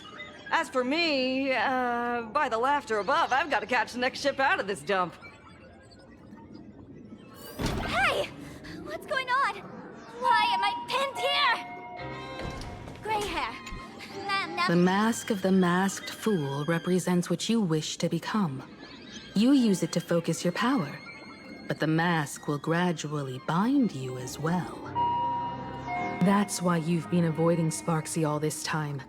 She didn't just steal a vial of mimetic virus. She stole your strength. No wonder the fool at the bar joked, when a masked fool loses their mask, what remains is just a fool. Yes. Every fool has at least one such mask. Not mere decoration, but a part of our destiny crafted by our own hands. It might be a morning actor mask you took a liking to and stole from them. It might be a head accessory you personally sketched in a moment of inspiration. Or it might be something that one day fell from the sky and latched onto your face.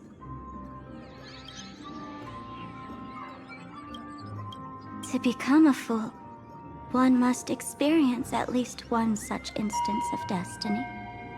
The moment of masking one's face. Through the mask's eye holes, we gain a different perspective.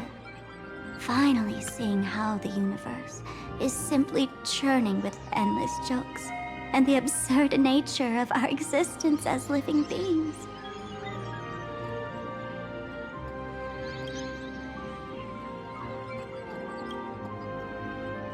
The mask is who we want to be.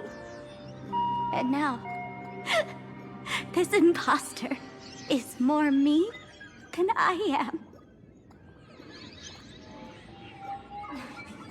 Do it! Press the button. Call the nurse and cremate Miss Sparkle.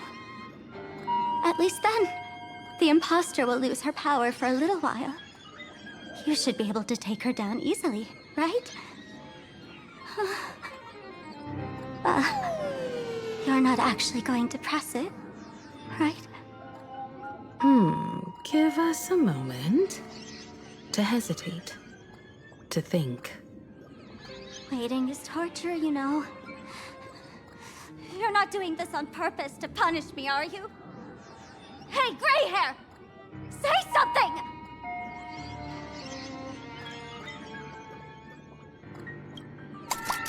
Hey!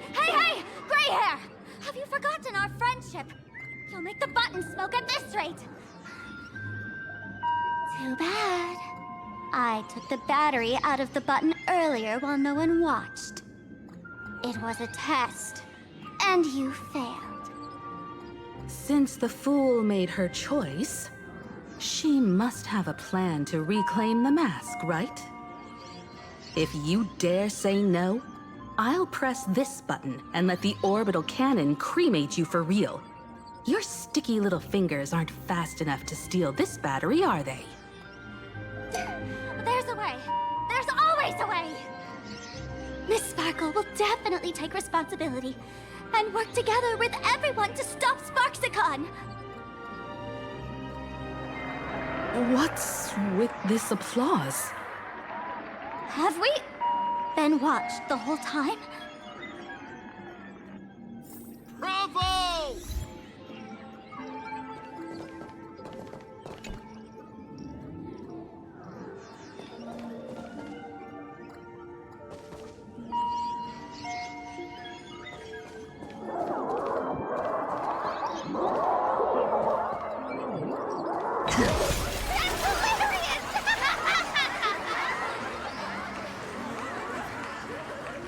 So the audience watched our every move in that treatment?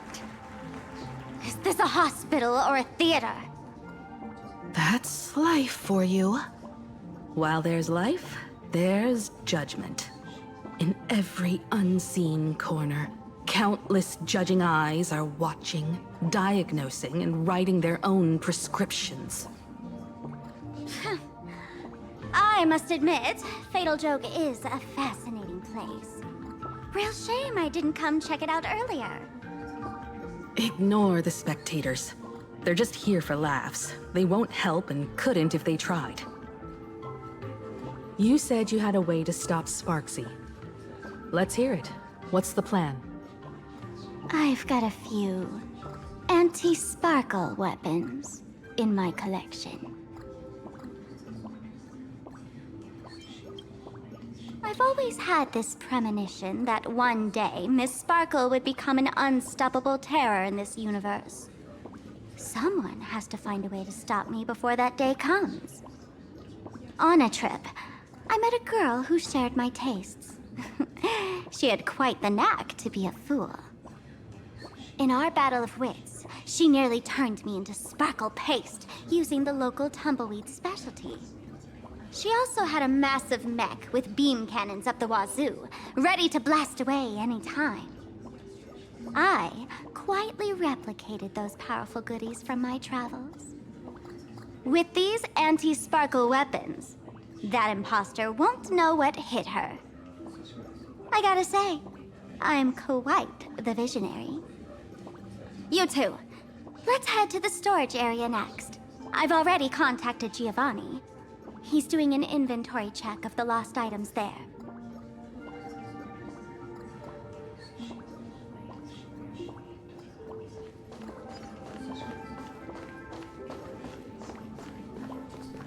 Too much already? Your tolerance for This jokes is the way stage too where no one low. can predict the jokes.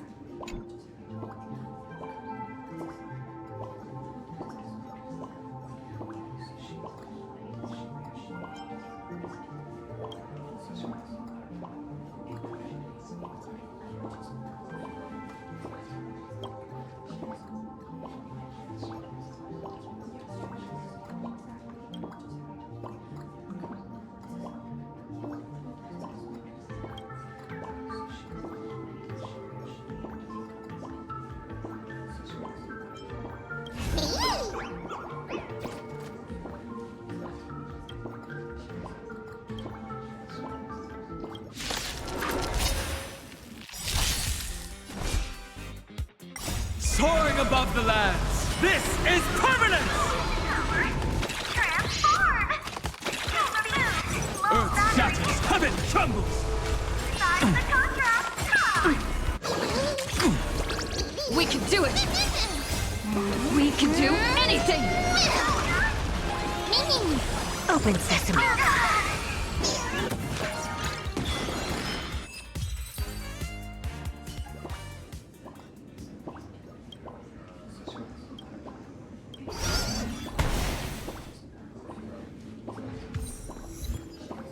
When will I be able to see this in non?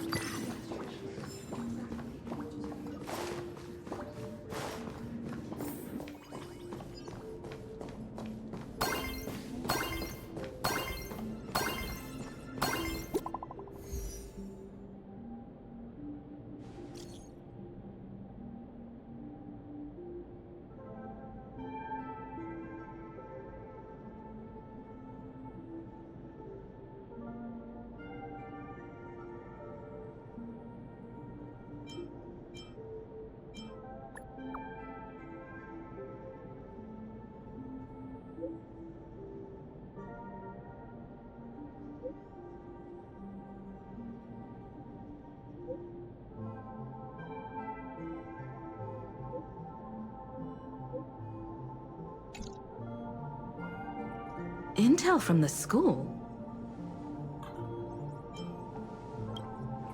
The Furbo journalists couldn't find March or Mr. Yang, but they did spot Sparksy taking down the wave mural in the school courtyard. Oh? That's noteworthy. Looks like Sparksy is busy making preparations too. But why do all this? Never mind her for now. Let's check out the Fool's storage area.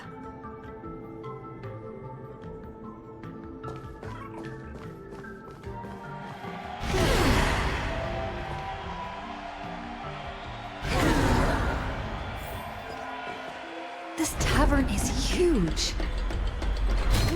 It's alright. I just wish there were more fun spots around here.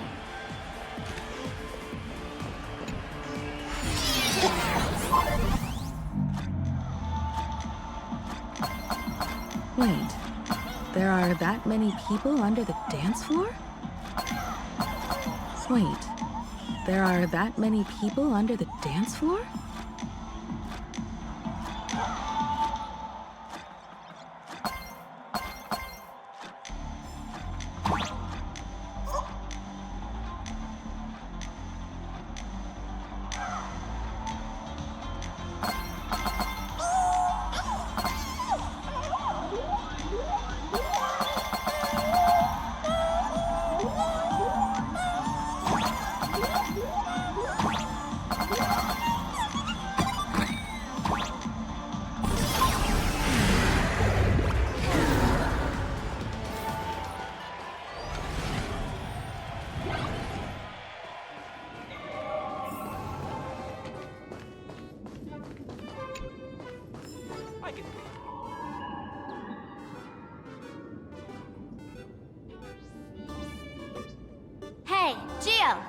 What are you doing up there? Working my tail off for you, tallying the losses. Wait, who'd you bring with you? Oh, it's Miss Trailblazer. I knew you'd step into the tavern and become one of us someday. Those with the makings of masked fools are naturally drawn to one another. You sure know quite a few fools. Ah, and the lovely lady behind you. You must be Miss Himiko, navigator of the Express. A pleasure to meet you. Mr. Giovanni, just call me Himeko. Normally only fools may enter, but since Sparkle brought you, and you are practically an old friend, I can make an exception as the caretaker. Let me show you around. Gio, cut the spiel. Sampo says you recite that intro so often he's grown calluses on his ears. Want the fool's treasures, souvenirs, and prank gear? Come to the Grand Treasury Storage. They've stashed everything here. You stole my line again.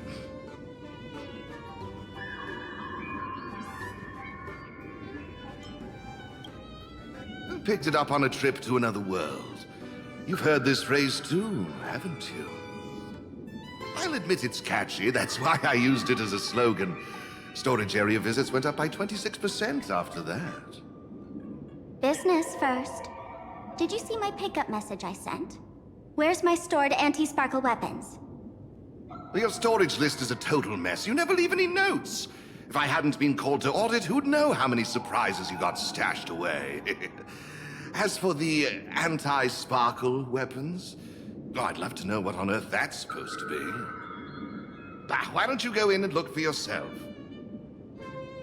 As requested, I've linked the vault entrance to your collection room. Gio, did the imposter leave this behind? How should I know? I've been doing inventory all this time. I only just now noticed something fishy about this thing. Huh? What's this? Whoa! That's one massive stellar jade. Let's go in and take a look.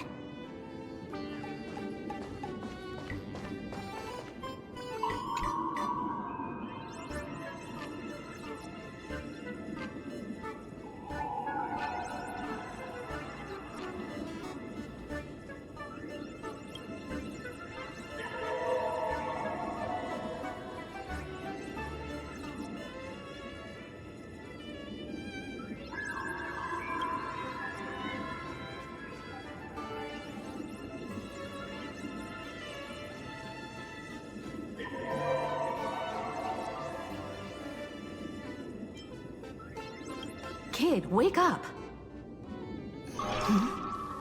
Uh-huh. This rock is dangerous. Dangerous? I'll smash it with one swing! You got it! Smash every last one and bring them all back.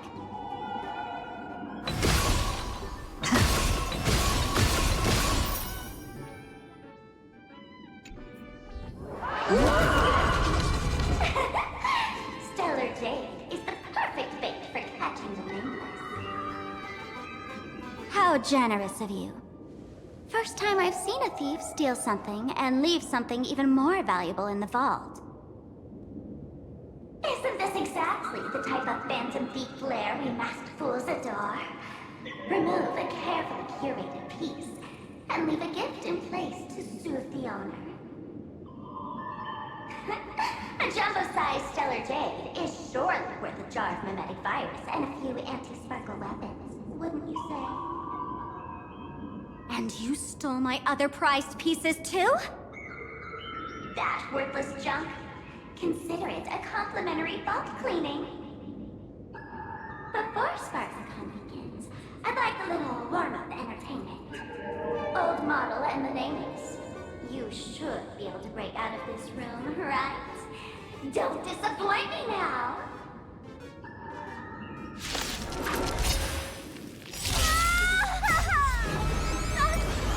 Game over! My anti-sparkle weapon has turned into a failed science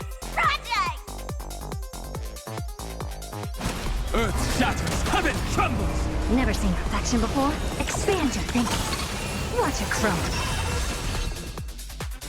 We can do it!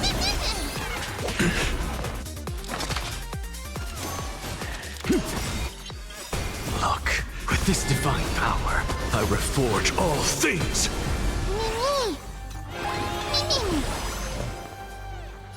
Open sesame.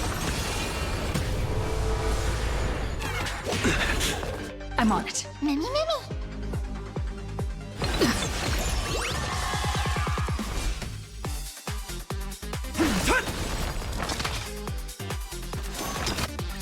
To the soul. Dragons, obey, soaring above the lands. This is permanence!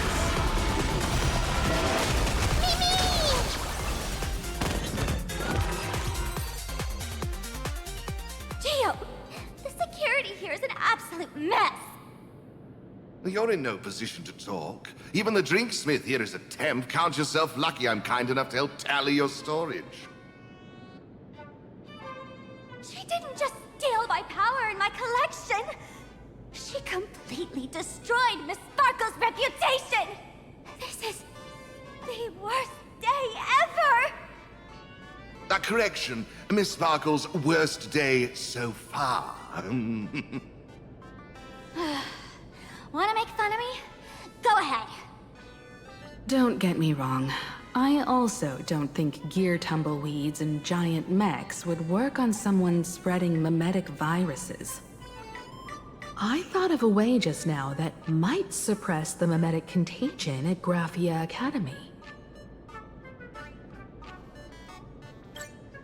You can fight fire with fire, but a mimetic virus can be scoured away with water. What do you mean? Our informant at the school reports Sparksy is removing the central mural there. The imaginated mural, World Breaker Waves, is said to be a work left behind by Graphia herself. Legend says the wave comes from the Dove Brook river water she used to wash off her painting mistakes. The artists say it is blessed. That's why they kept it in the school. I couldn't understand why Sparksy went to such lengths to tear it down. Now I do. Painting mistakes are redundant information that stain a painting. A mimetic virus is redundant information that stains the mind. If someone knew how to harness this Dovebrook wave to wash over the school, they could cleanse the infection she spread. That's why Sparksy wanted to hide the mural.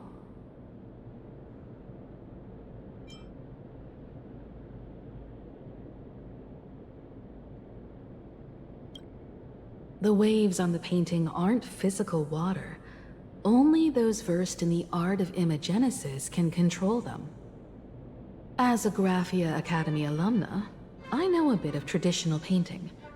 Right now, our most directly effective plan is to break into the school, regain control of the mural, and use it to suppress Sparksy's movements.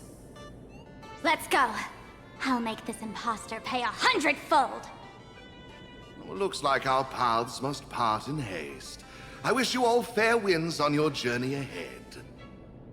Oh, if any of you feel uncertain about what's next, here's a small suggestion. Take a detour inside the Blistar Light Orb.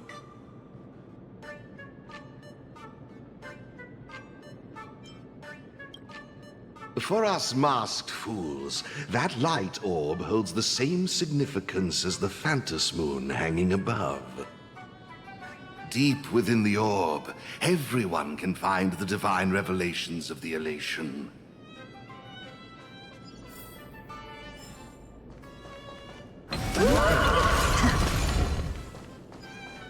This doesn't look like where we came in.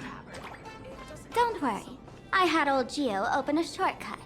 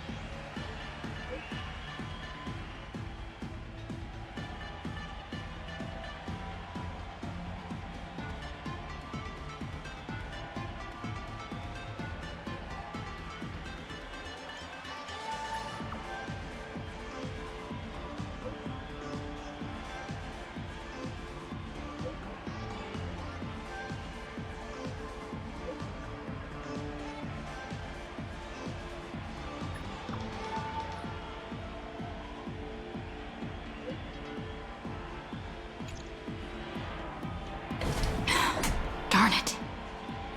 They found something else at the school? We need to pick up the pace.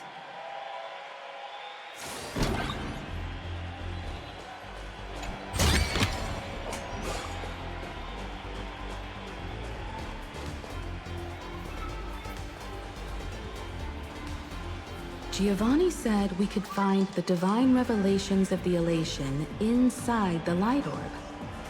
Don't tell me this orb is another tavern room.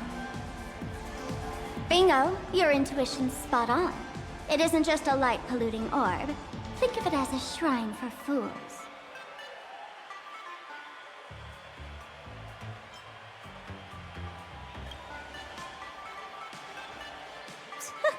Worship sounds a bit too serious, no? Most masked fools treat the laughter like an invisible, mischievous drinking buddy. Fine for mental toast. But if they really come looking for you, it's usually bad news. Inside this light orb is a miracle tied to Aha. It responds to any fool who approaches.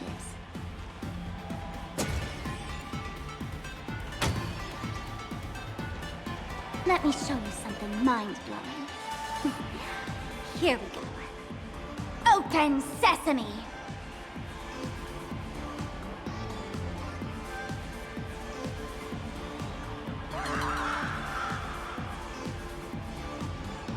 I said, open sesame! Open sesame! Sesame? Open?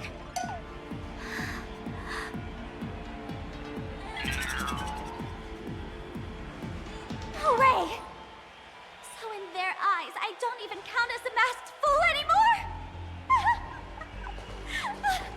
What a wonderful surprise! The imposter stole my identity too!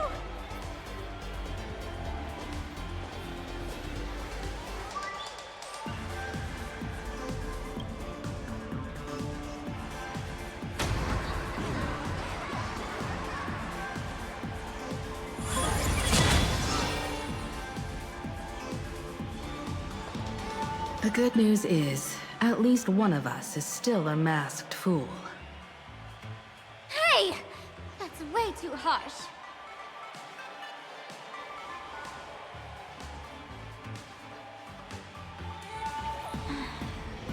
I hate to admit it, but gray hair, it's opened for you. The light orb has acknowledged you.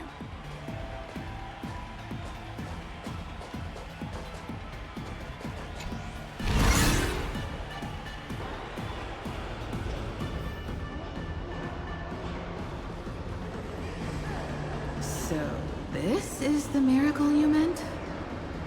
Yes. Among the masked fools, a myth is told. When the Master of Elation climbed the highest boughs of the Tree of Existence, they glimpsed the cold, abhorrent void. The stars turned like machinery, and all meaning yielded to nihility. They gazed further, until they witnessed a newborn fall and cry as if wronged beyond measure. Then they burst out laughing.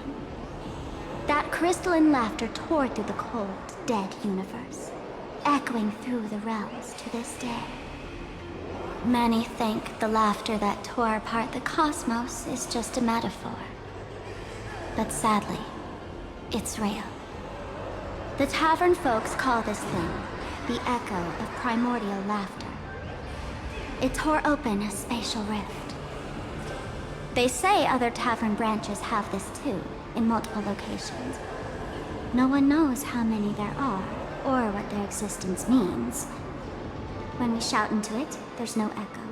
Toss in trash, and it merrily swallows it. No one knows if this thing will keep widening and swallow the tavern whole. Either way, it just sits there, right over there, motionless, grinning at us forever.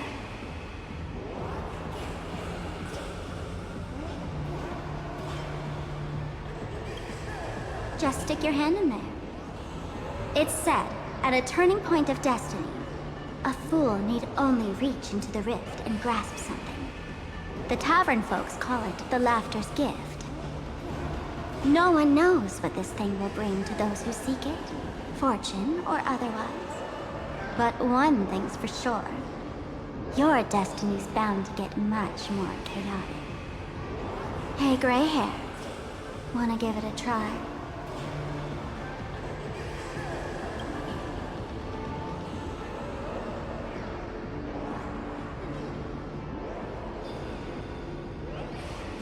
Machiavelli, have mercy. In Machiavelli's name, please don't hurt me. My hand doesn't taste good.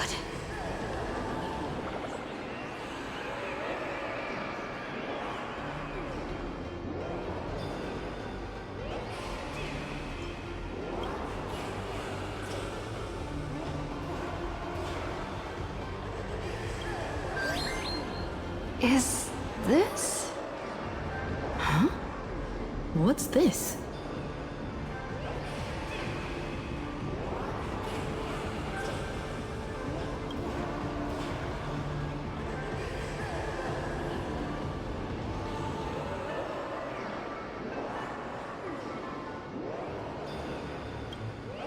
Laughter above, they really answered! But what's their deal giving you another mimetic virus?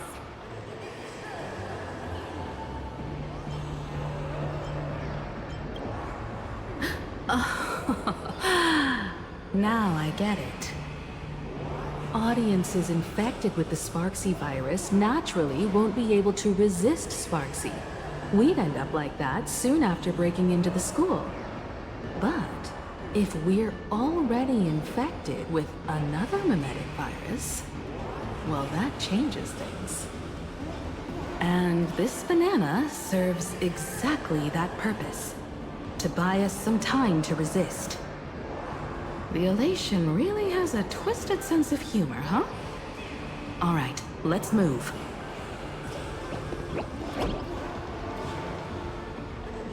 Who are you two?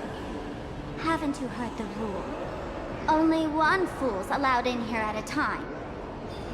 Who am I? Well, just a passing detective and his assistant. Have I been asleep too long? Or has humanity sunk so low they don't even care if they turn into monkeys? Meanwhile, the ignorant criminals believed they had discovered a treasure that could change their destiny, completely unaware that what they held in their hands could shatter the sanity of the entire world! Hey, Mr. N, cut the narration when it's time to fight. Well, I got to do something, right? Like this?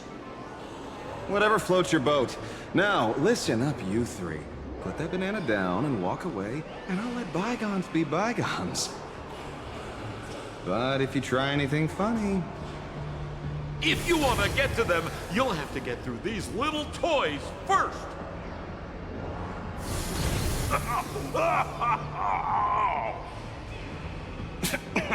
Are these folks really the Nameless? In all my years, I've never seen the Nameless dealing with mimetic viruses. The real deal. Just some Nameless passing through. Mr. N, I've got to go after them.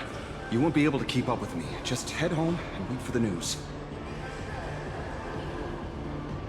I swear, I won't let the tragedy that happened to you repeat itself in this world.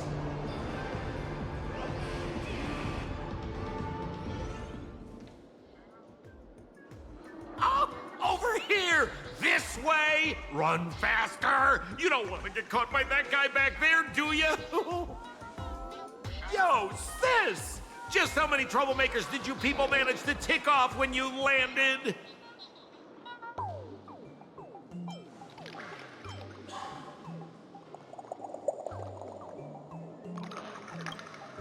Good old Sempo came through with top-notch service, saving your lives in the nick of time.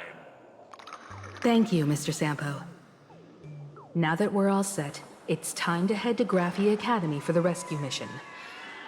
Mr. Sampo, do you know which door in the tavern can get us back to the city the quickest? You don't even need to ask. When it comes to knowing all the secret passages and shortcuts in this tavern, you won't find anyone who can match old Sempo. Then lead the way.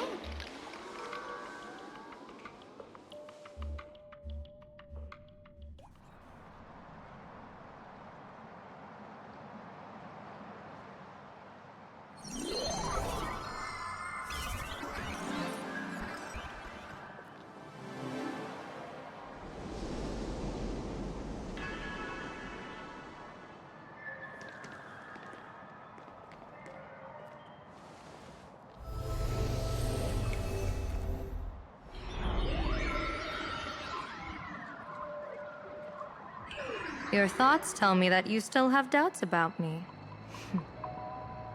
Did you ask to meet here so I could clear up some of your doubts? Greetings, Lady Yao Guang. Being able to hear others' thoughts anytime. This tuning ability sure comes in handy. Compared to the seer strategist's ability to come and go as she pleases, this is nothing but a parlor trick. I've heard that Xianzhou folks are big on etiquette, yet here I am, and you're still playing hide and seek, General. Isn't that a bit discourteous? Sorry.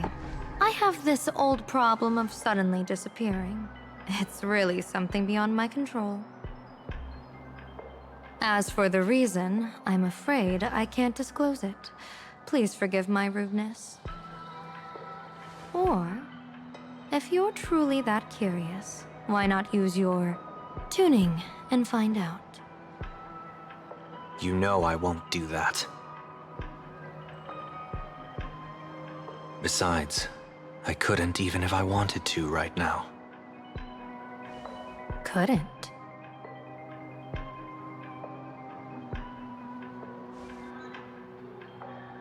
At this moment, the crowd's thoughts are crashing over me like a tidal wave. I can't block out all this mental noise. Just keeping my own thoughts from getting tangled up in everyone else's is hard enough. I see. So that's why. When you were speaking with Miss Himiko earlier, I accidentally intruded on your private conversation. My tuning is spiraling out of control. This mask is distorting my abilities. I see it differently.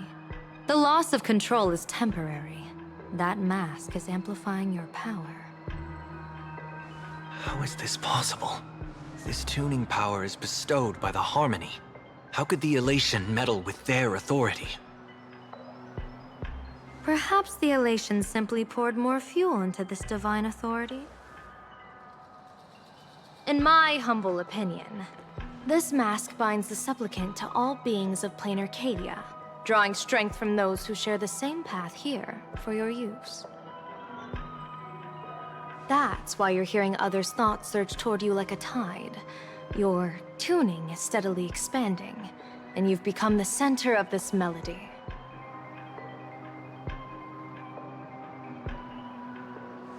You sure gave me quite the gift, General. But why would such a precious gift be placed on my face? I need an honest answer. You want to know the reason? Didn't I explain it already? Your reasons about me make sense, but what I really want is your answer about yourself. General of the Yuchue, who sees into the future, why not wear the mask yourself and personally step into the fray with its power?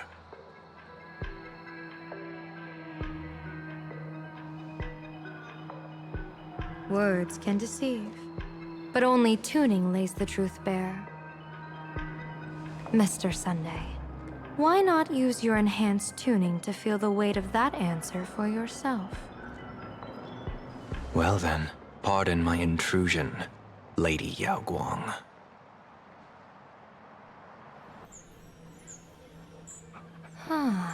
So this bird on my shoulder is the manifestation of the tuning's resonance?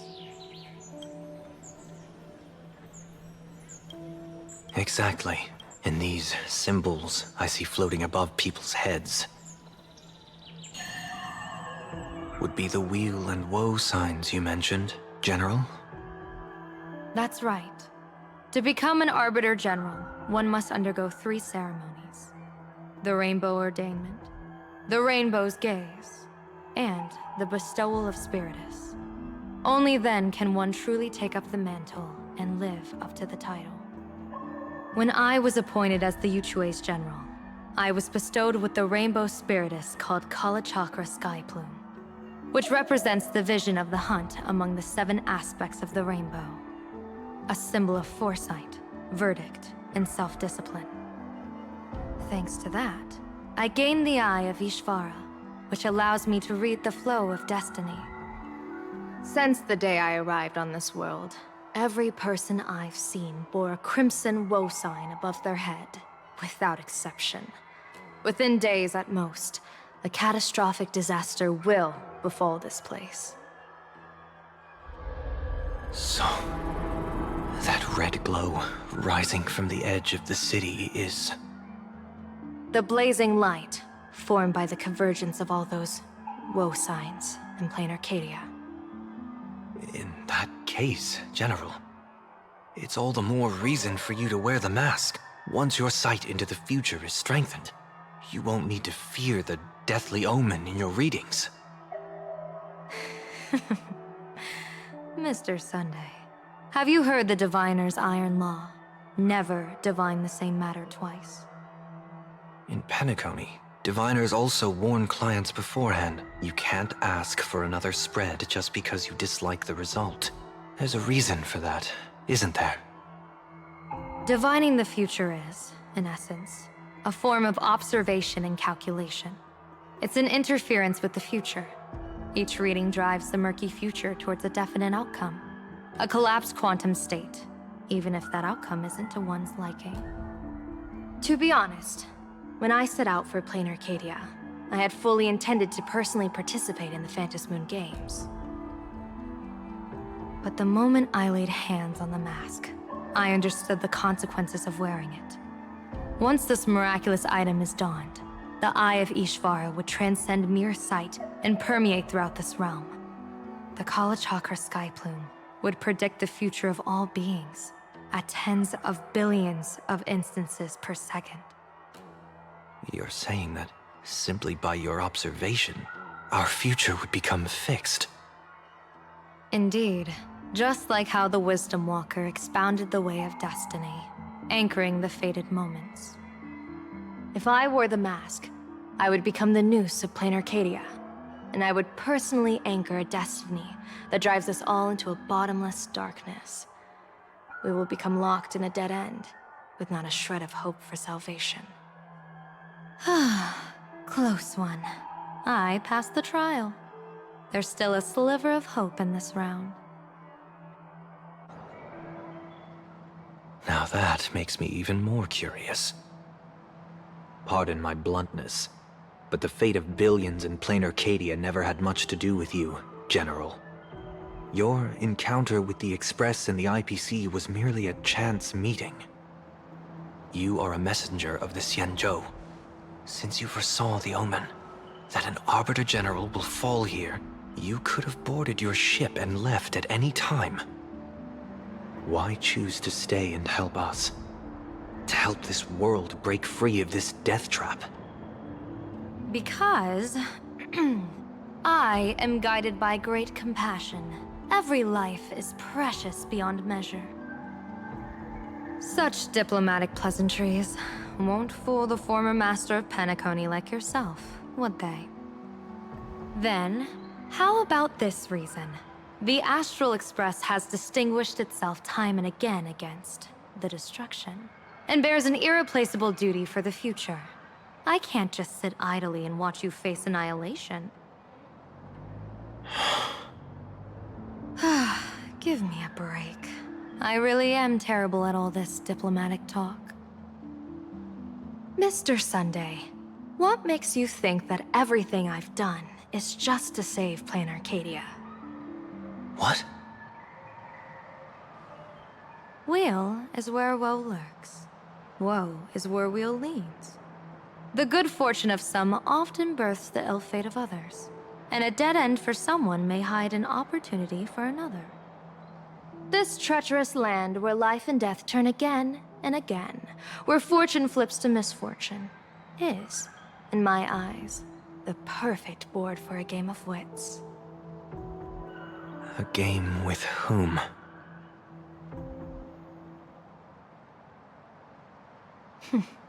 With the gods. Mr. Sunday, have you heard of the Battle of the Fonghu 30 years ago? I've heard rumors of that war, but not the details. General, are you suggesting Plain Arcadia is now facing dangers just as perilous as the Xianzhou Fanghu was back then? You got that right. 30 years ago, the Abundance Axis broke our lines and invaded the Fanghu homeland. The abominations awakened a living demonic star, intending to sink the Xianzhou Fanghu.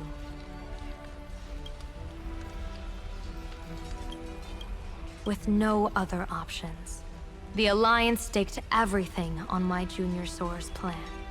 To operate the astronomical observation device, the Cloud Peer Telescope, to signal the rainbow for aid, using their Lux arrow to strike down the demon star. Whoever operated the Cloud Peer Telescope would not return. It was to be a one-way trip. So, your junior Sora. You guessed wrong. The one who offered his life was my master, who taught me divination. It was Master Jingtian, then the Yuchui's Master Diviner, and the only high official authorized to operate that device. He accepted his fate and ventured to the Fanghu.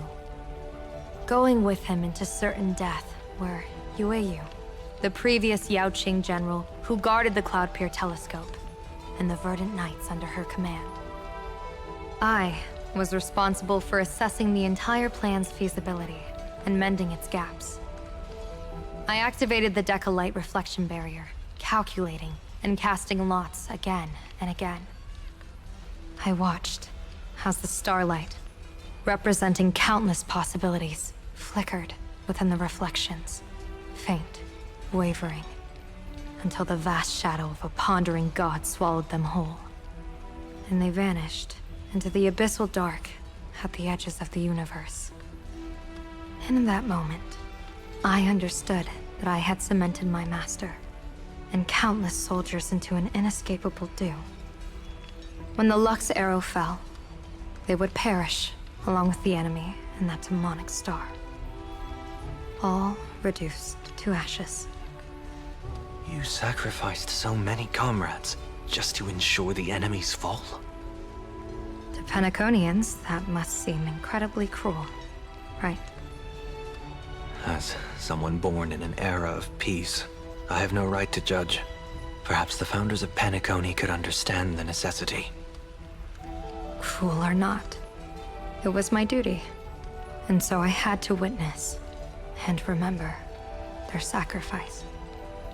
When I saw the Lux arrow descend, I realized the Xianzhou Alliance had actually directed an Eon's actions. This realization illuminated the mission of my remaining years. In this cold, merciless cosmos, when you're trapped in despair, an Eon's intervention is often the only hope. We are not ants, helpless beneath the celestial spheres as we simply watch the stars turn. Instead, their trails were forged by us, who offered up a portion of our insignificant destiny. Even beings as mighty as the Eons can be pulled by our will. Is this what you want to do in Plain Arcadia? Indeed. I will seize those starlights of possibility I once buried with my own hands. Just like the Battle of the Fong Hu 30 years ago, an Arbiter General will fall, and an Eon will descend. I will forge the destined death into wagers and game pieces, and invite the god who delights in meddling with destiny to sit at my table. This time, I will invite them into my calculations, to draw a great wheel for the cosmos' future. Mr. Sunday, surely you can understand this mad idea of mine, having once reached the divine throne of order yourself.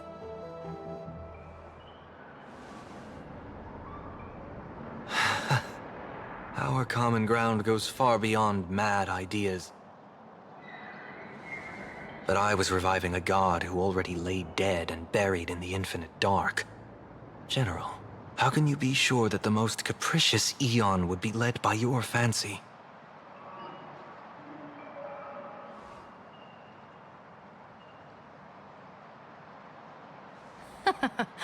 Have you heard this myth about the elation?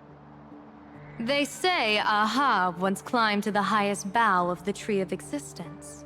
Gazing out, they saw stars turning coldly like machines, and the meaning of everything yielded to nihility.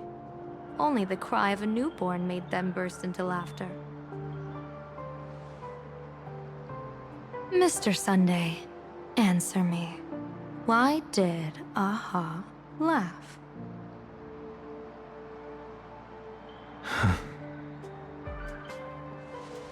I think it's because they finally saw an audience arrive at this long, empty stage we call the universe.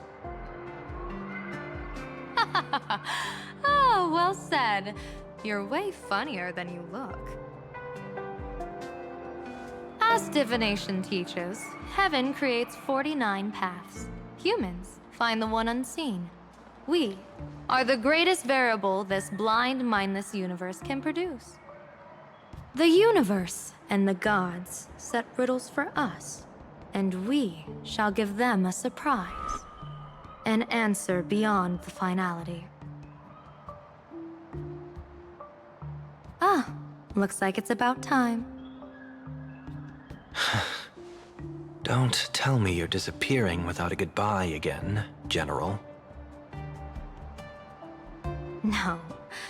This time, we will set our eyes on the same place and carve a sliver of possibility out of destiny with our own sight. Could you be talking about the school where Himiko and the others went? Yes. The crimson light there pierces the sky today, marking it as a locus of woe. The Arcadia's first calamity will erupt there. I should have asked you to give them a few secret strategies before they left. Forget it. The stuff in those pouches is all harmless banter anyway. We should let them off the hook.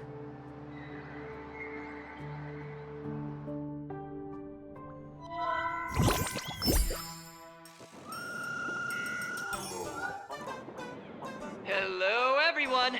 Welcome back to Full Wish TV's special news segment, Arcadian Morning Report.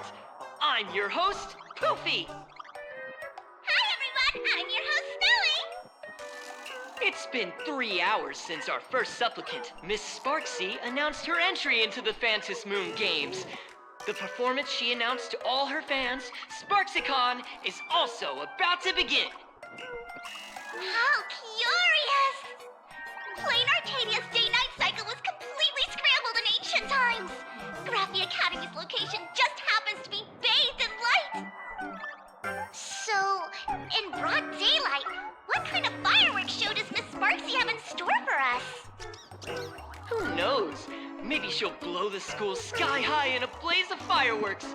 After all, at the Phantom Moon Games 15 years ago, Graphia Academy also. Hey, Senior, you can't joke about that!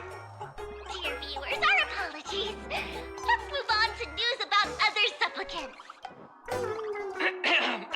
According to the Department Department of Aberration Defense's staff, during a routine inspection of the Phantom Moon courtyard, 2 additional mask shapes manifested on the altar. In other words, 2 more supplicants have appeared! Although none of them have publicly announced entry into the games yet, the altar's masks mean someone, somewhere has quietly donned the masks of elation. As for the 2 masks, Department of Aberration Defense staff describe one as a raccoon and the other as some kind of bird. A raccoon mask, huh? Hard not to think of the Astro Express that just arrived in plain Arcadia.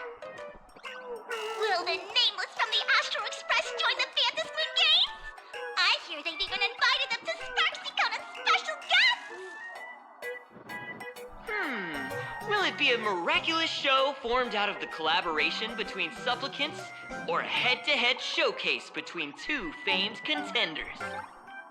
Countless streamers are already live, broadcasting the scene at the venue. Let's cut to the feed now.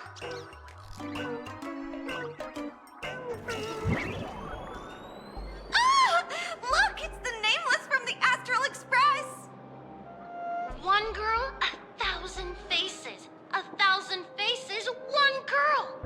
Welcome to the SparksyCon live broadcast. Dear lovely fans, please be patient. SparksyCon is about to begin. This horror stream is about to end. Time for you all to log off. That woman has Miss Sparksy's face. What a pathetic imitation. What? My face is the original! Miss Sparksy's face alone is the greatest masterpiece in the world! Everyone should listen to her sweet voice and gaze upon her adorable face! We shall become Miss Sparksy! We offer everything to Miss Sparksy. SparksyCon! SparksyCon! SparksyCon! SparksyCon! SparksyCon! My eyes! I've seen something cursed. The mimetic virus spread among people is way worse than we imagined. There are walking Sparksy shrooms growing on the ground. I bet we'll all end up with Sparksy, or rather Sparkle faces before we can get very far. Are we really using that? If we don't take down that imposter before the virus hits, we'll all be monkeys in the jungle. Become a fake of a fake or a carefree monkey. Your call. On second thought, being assimilated by an imposter doesn't sound that bad. Enough talk. Eyes on the banana. Ow! Ma'am, a little warning before you stab someone with a banana, please? Come on, banana. Remember the plan we made at the tavern? Yes, we dig out the imaginated painting Sparksy hid, then use waves to give Garapia Academy a good banana over. Wash over. But what if that imposter figures it out? Just try to keep her busy and buy us some time. Let's do it!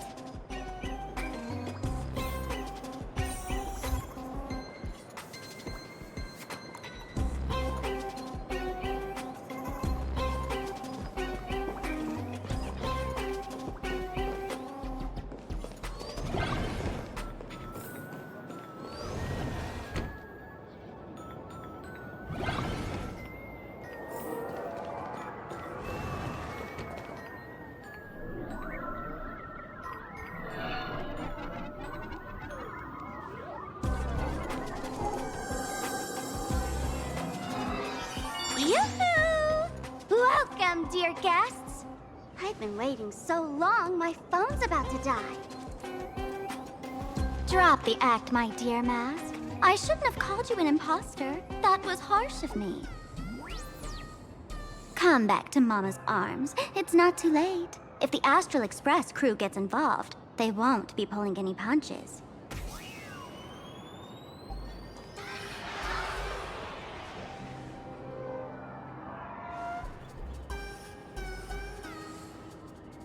Of course I get it. Surrendering now would ruin the stage you so carefully set. Total buzzkill, right?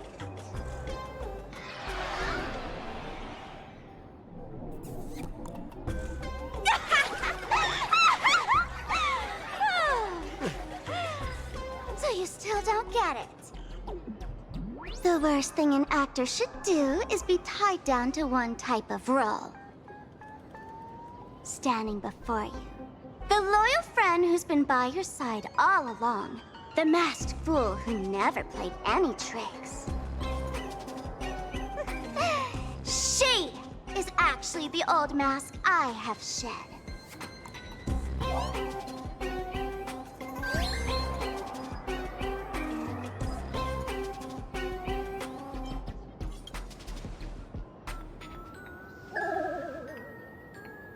Haven't I been telling you all this time? She's just an old model.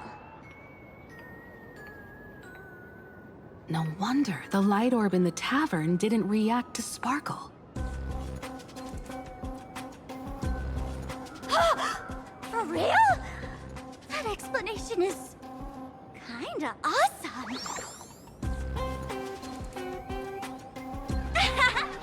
Look at those expressions on your faces. This is the best opening act for Sparksicon ever! I shed that old mask, and with it, the weak, timid, all too human me. This new me will break free from all shackles, gather my fans' wish power, and stride onto the stage of the Phantom Moon Games!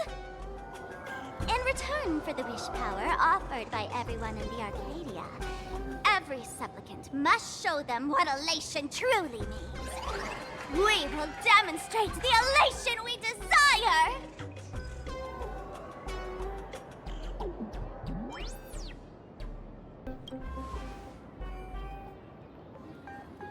There's no coercion involved anywhere in this. It's a simple yes or no. Like scrolling to the bottom of the terms of service. Want attention, talent, quick cash, universal praise? Download the Sparksy virus. Ta-da! Click confirm, and you're set. Isn't that exactly what they crave? Elation in 3 minutes flat? Nameless, you're doomed to lose. You can't stop what people desire. We can't stop their desire. But in this stream, we'll show this Arcadia world another possibility. What did you just say? We'll show everyone watching the live stream the elation of the Astral Express.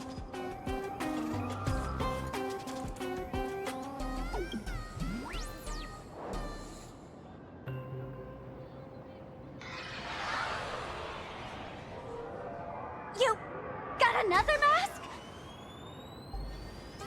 Before Sparksicon begins, the hero of the Express will defeat the villain who tried to spread the virus.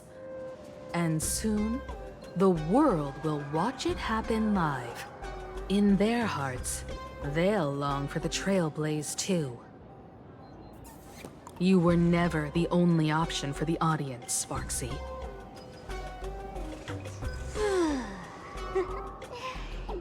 You know why I can't stand heroic stories? You lot always wave the flag of justice, then stomp all over the fun with brute force. The elation has nothing to do with justice, and you haven't won yet. Man, gray hair, don't tell me you forgot the plan.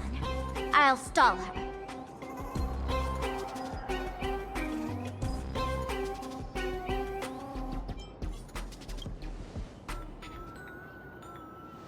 A long, long time. Come on, gray hair, have a little faith in me. There's one thing I've always wondered. Who's the real Sparkle, and who's just a mask? Shouldn't the last one standing decide that? Then let's settle it, right now! I'll make Lucky you, the opening firework of Sparksicon!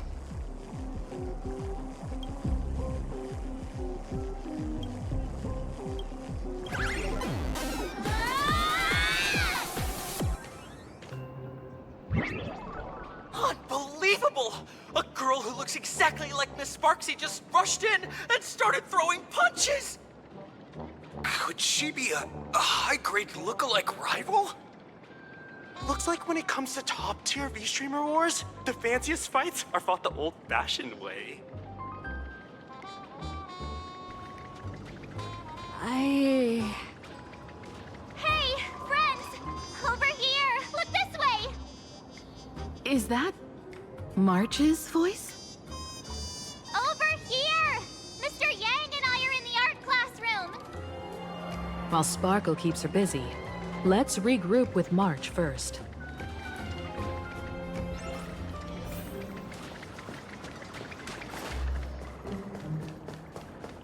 Love the sparks! Guard the sparks! Never fear the dark! What kind of trash rhyming is that?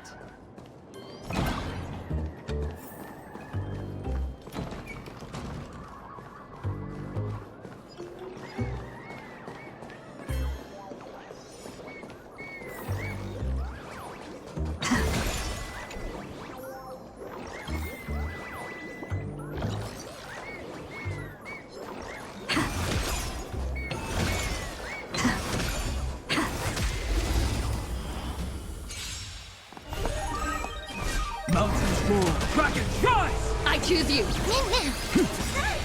With this divine power, I reforge all things! Expand your thinking. Endless riddles. Nothing but a void.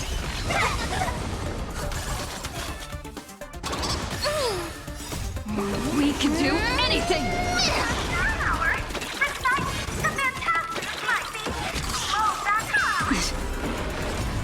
Write a new ending! Earth shatters, heaven trembles! Open sesame. Watch it crumble. Reach the end of the story in your own way.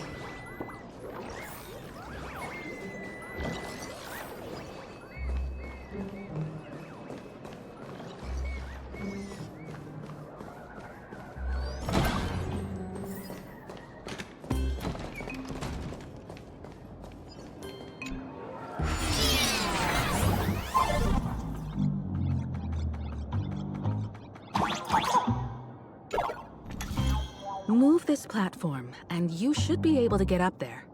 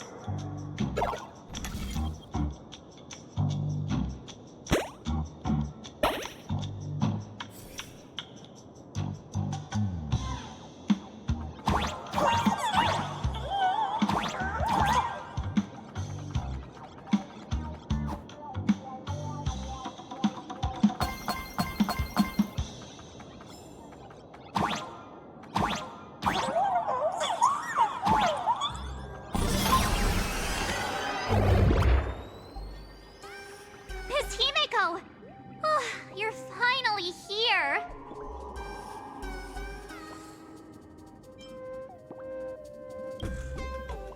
March, I'm just so happy you're safe, Bana. After she escaped the school, I figured she'd bring you back. So while Sparksy was away, I found a classroom to hide in. The students around here have been acting weirder and weirder. Good thing my heart is pure and untouched, so her tricks don't work on me. Hold up. Were you two just talking with some weird verbal tick?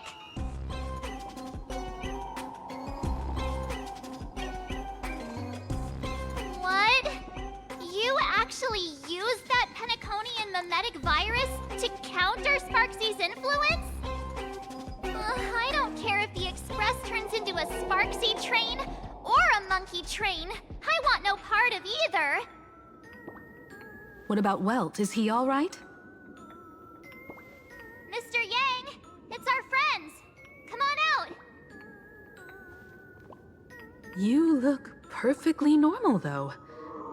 So that Professor Welt she saw in the news...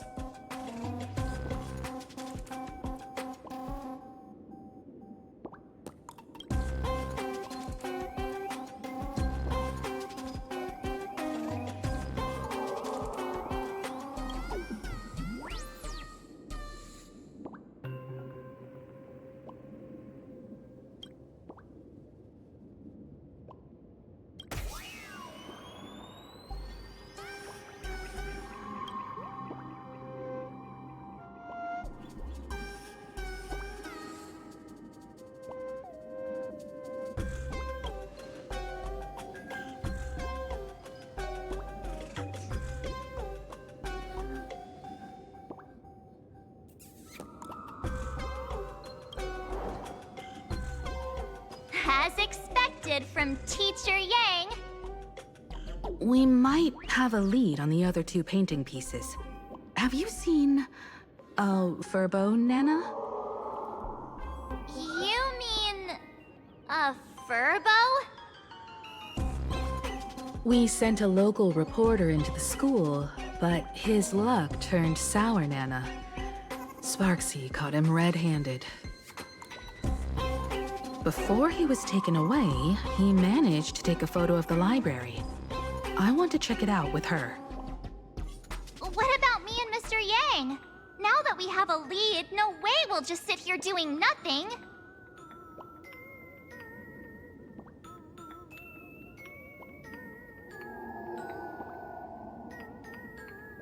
That's the plan. Let us know right away if you find any leads.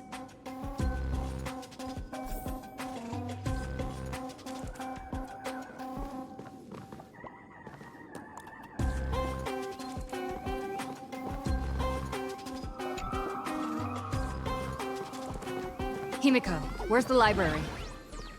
I know the way. I just hope they haven't renovated the academy in the past 15 years.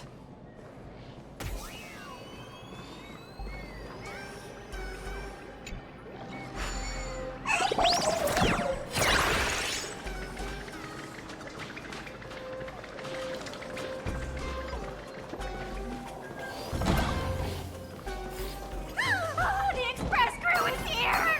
Please follow my live stream channel. Please give Miss Sparksy lots of likes!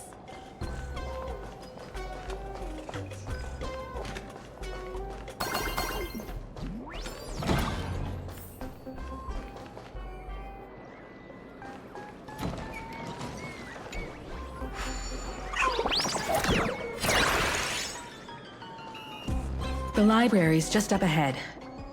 Finally, I can get away from all these live stream obsessed students.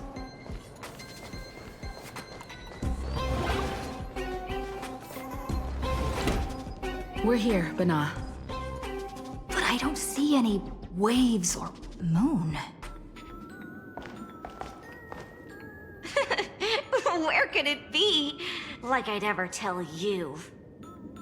Miss Sparksy herself ordered us to guard this place with our lives.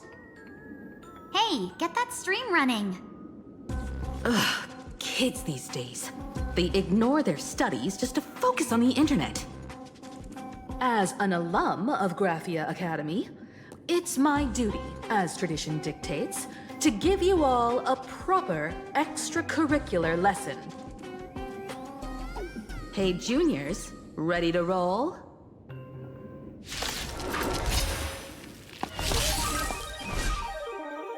Mountains move, Kraken rise!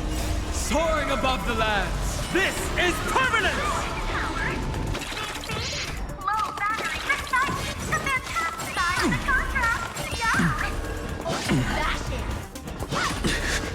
I choose you. With this divine power, I will forge all things. Open sesame. Endless riddles. Nothing but a void.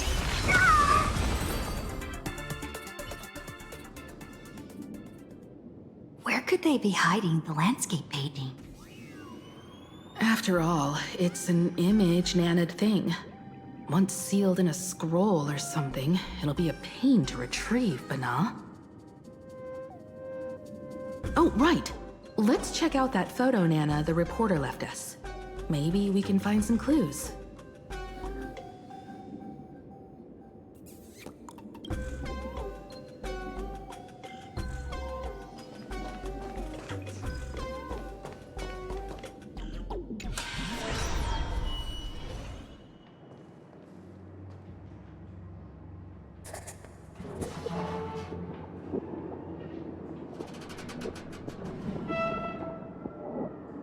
Where are we now?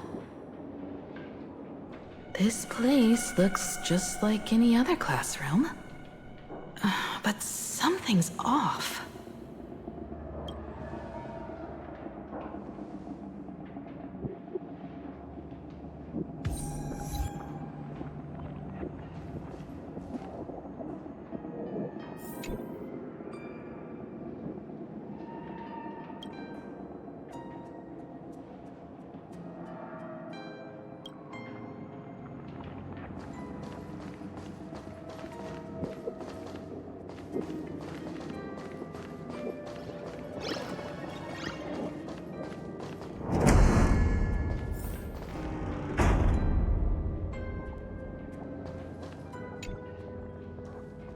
So this is where they stashed the wave.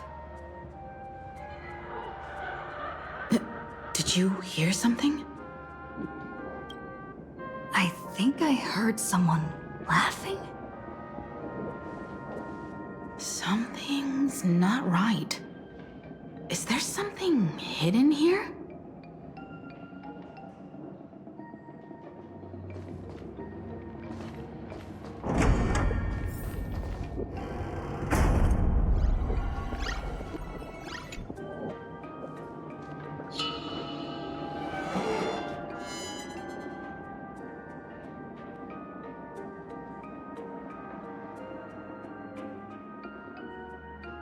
July 22nd, 1984?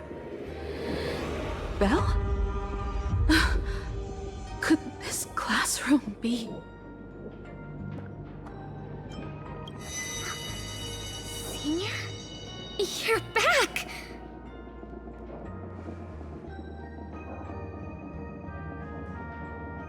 Belle?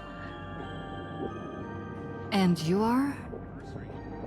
But how is this possible?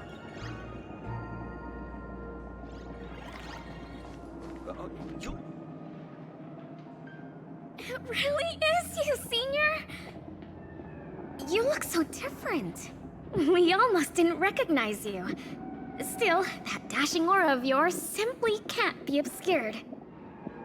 I, and so many of us, we've been here, waiting all this time. I'm so sorry. I was gone too long. It's unforgivable that I never came back to visit you all. You apologizing so seriously? That's not like you at all, Senior. Yeah. After all this time, the least I can do is smile. But all of you are already dead. Himiko, these students, who are they? They're the shadows cast by my past regrets. Young lives buried here by a tragic accident. What? Oh no, Senior, he's here! That thing is coming! Wait, what did you just say? Everyone, hide! We mustn't let that monster find us! Run, Senior! The Herald of Death is back! Belle!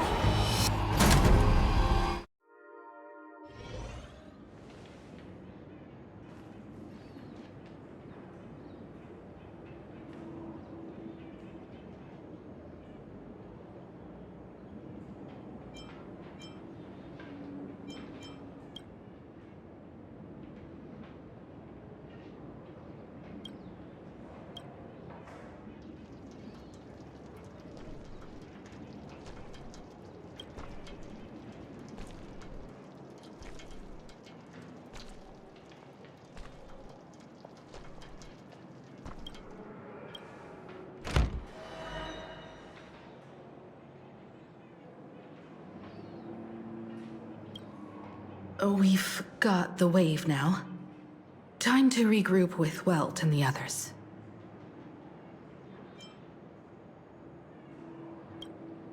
You can't save them. They're already ghosts.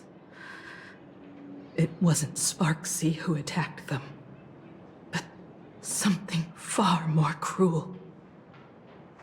And they didn't die in the present, but during a certain twilight 15 years ago. We can't change their fates. However, this definitely isn't some kind of time travel to the past.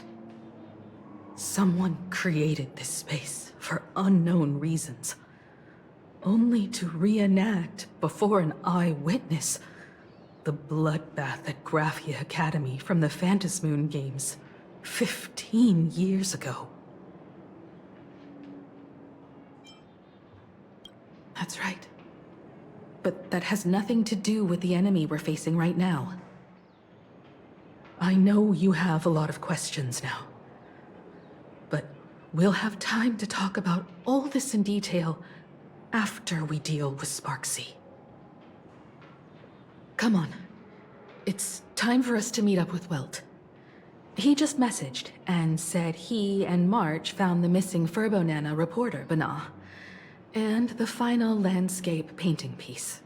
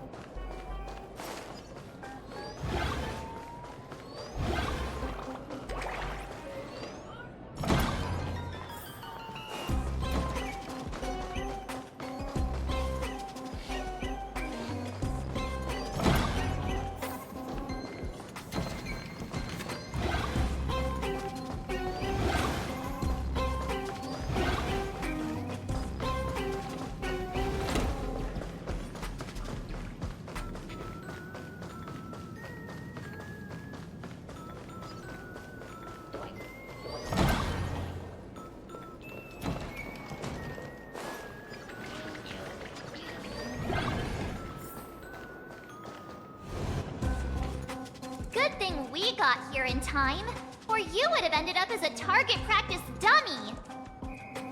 Beep boop. This Furbo nearly bit the dust. President, you're here!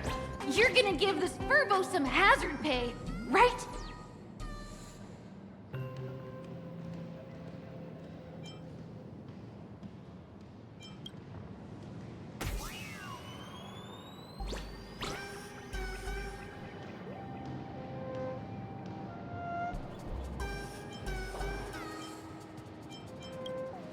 Sparksea must have given the moon to one of the emotes to look after. She really went all out, didn't she? The whole gym's full of moons. Now what? Be it Sparkle or Sparksea, both are equally just as headache-inducing. All right, everyone. Let's round up these emotes and take a look.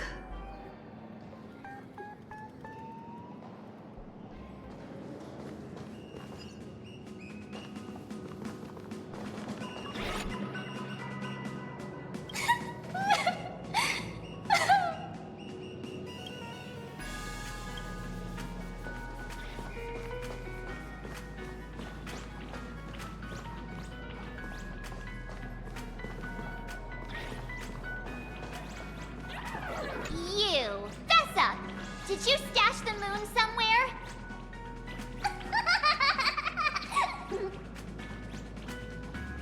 I pried open its mouth to take a look. Seems this little guy didn't swallow the moon.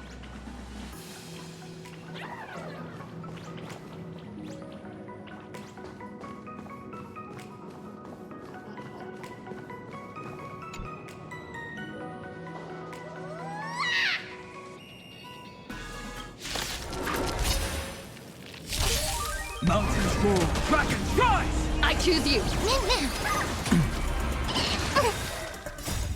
We can do anything! Open sesame.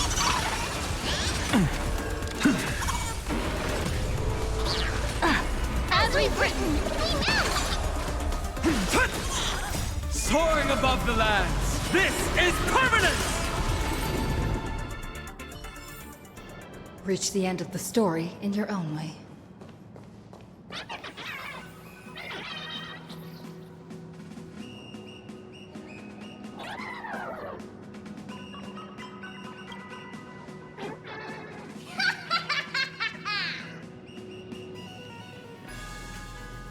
That sneaky laugh.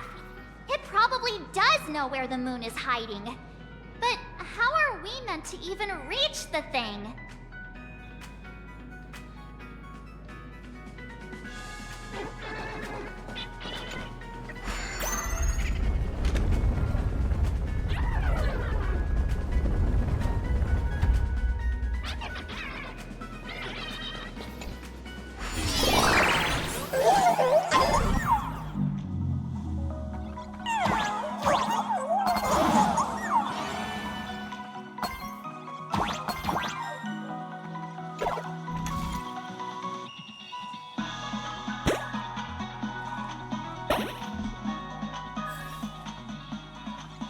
The gym.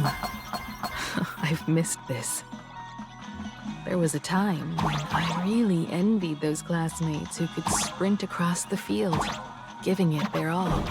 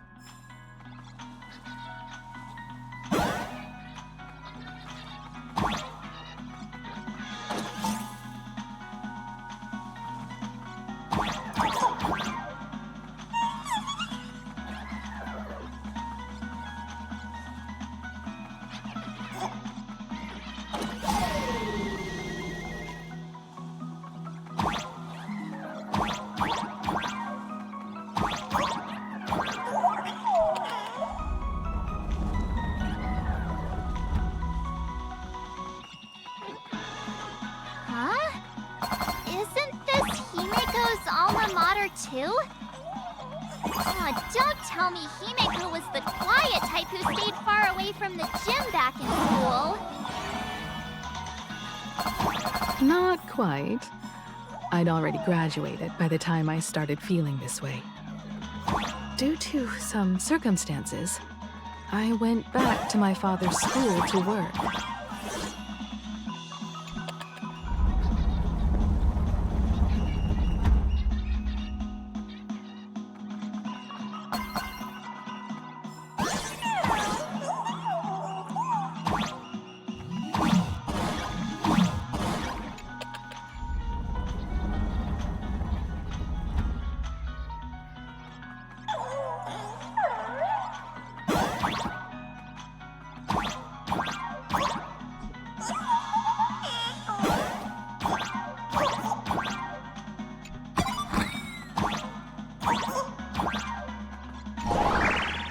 One good jump, and we should be able to reach that emoji.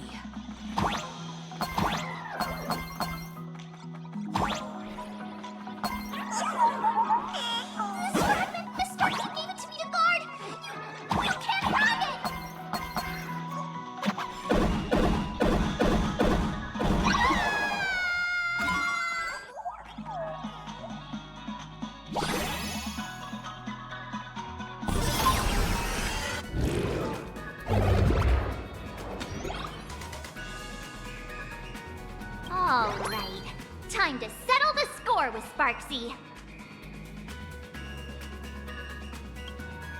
Since Sparksy dared to target the Astral Express, treating us like stepping Nana stones in the Phantasmoon games, she had better be ready to become a spoil of war herself.